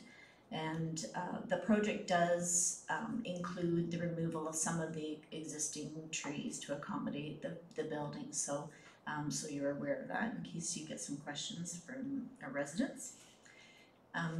Couple of retirements that I wanted to note in the water department. Our compliance officer, Gary Karskaden, is retiring June 4th, so coming up soon. And we have hired his replacement. Our new compliance officer is Marie Richardson, and she brings with her a lot of experience as a compliance officer with the Township of Tiny in particular, and some other quality management experience prior to that. And I'm sure we'll have an opportunity for Marie to come to committee for you to meet her shortly. Also, Dana Doyle, our ORO on the district water distribution side, has announced his retirement. We are working with Dana to have him continue with us part-time for a short period while we transition between him retiring and a new ORO coming in and stepping in and looking after those duties. We have put the opportunity out internally to the union members within the water department, and we're hopeful that we'll be able to fill the position through those means. Also, John has recently hired a replacement for, do you call it your development engineering technologist? Engineering technologist. That's a replacement for Herb Lemon. And so Stuart West will be starting with the town in a couple of weeks, June 11th. Excellent. Any comments from the committee or questions? Public delegations. Is there anyone here who wishes to speak to the standing committee on any matter within its jurisdiction for a matter of 5 minutes? Seeing none. Committee members, is there any other business that you wish to bring forward? Councillor Jeffrey. Thank you, Mr. Chair. Just a couple of questions arising from requests from residents, probably both through to John. On Oak Street, the double poles and things, I know people are very frustrated. We're very proud of our homes, and it's not deemed to be in a very attractive look for their street. I think we're waiting for utility, but is that going to be handled soon? And if not, what kind of ways do we have of making it happen sooner? Yeah, that's usually, the hydro, the utility usually takes the, moves their lines. It usually takes the utility company's Bell and Rogers a significant amount of time to remove the poles. I wasn't aware of that issue. I can certainly light a fire and get that moving, okay?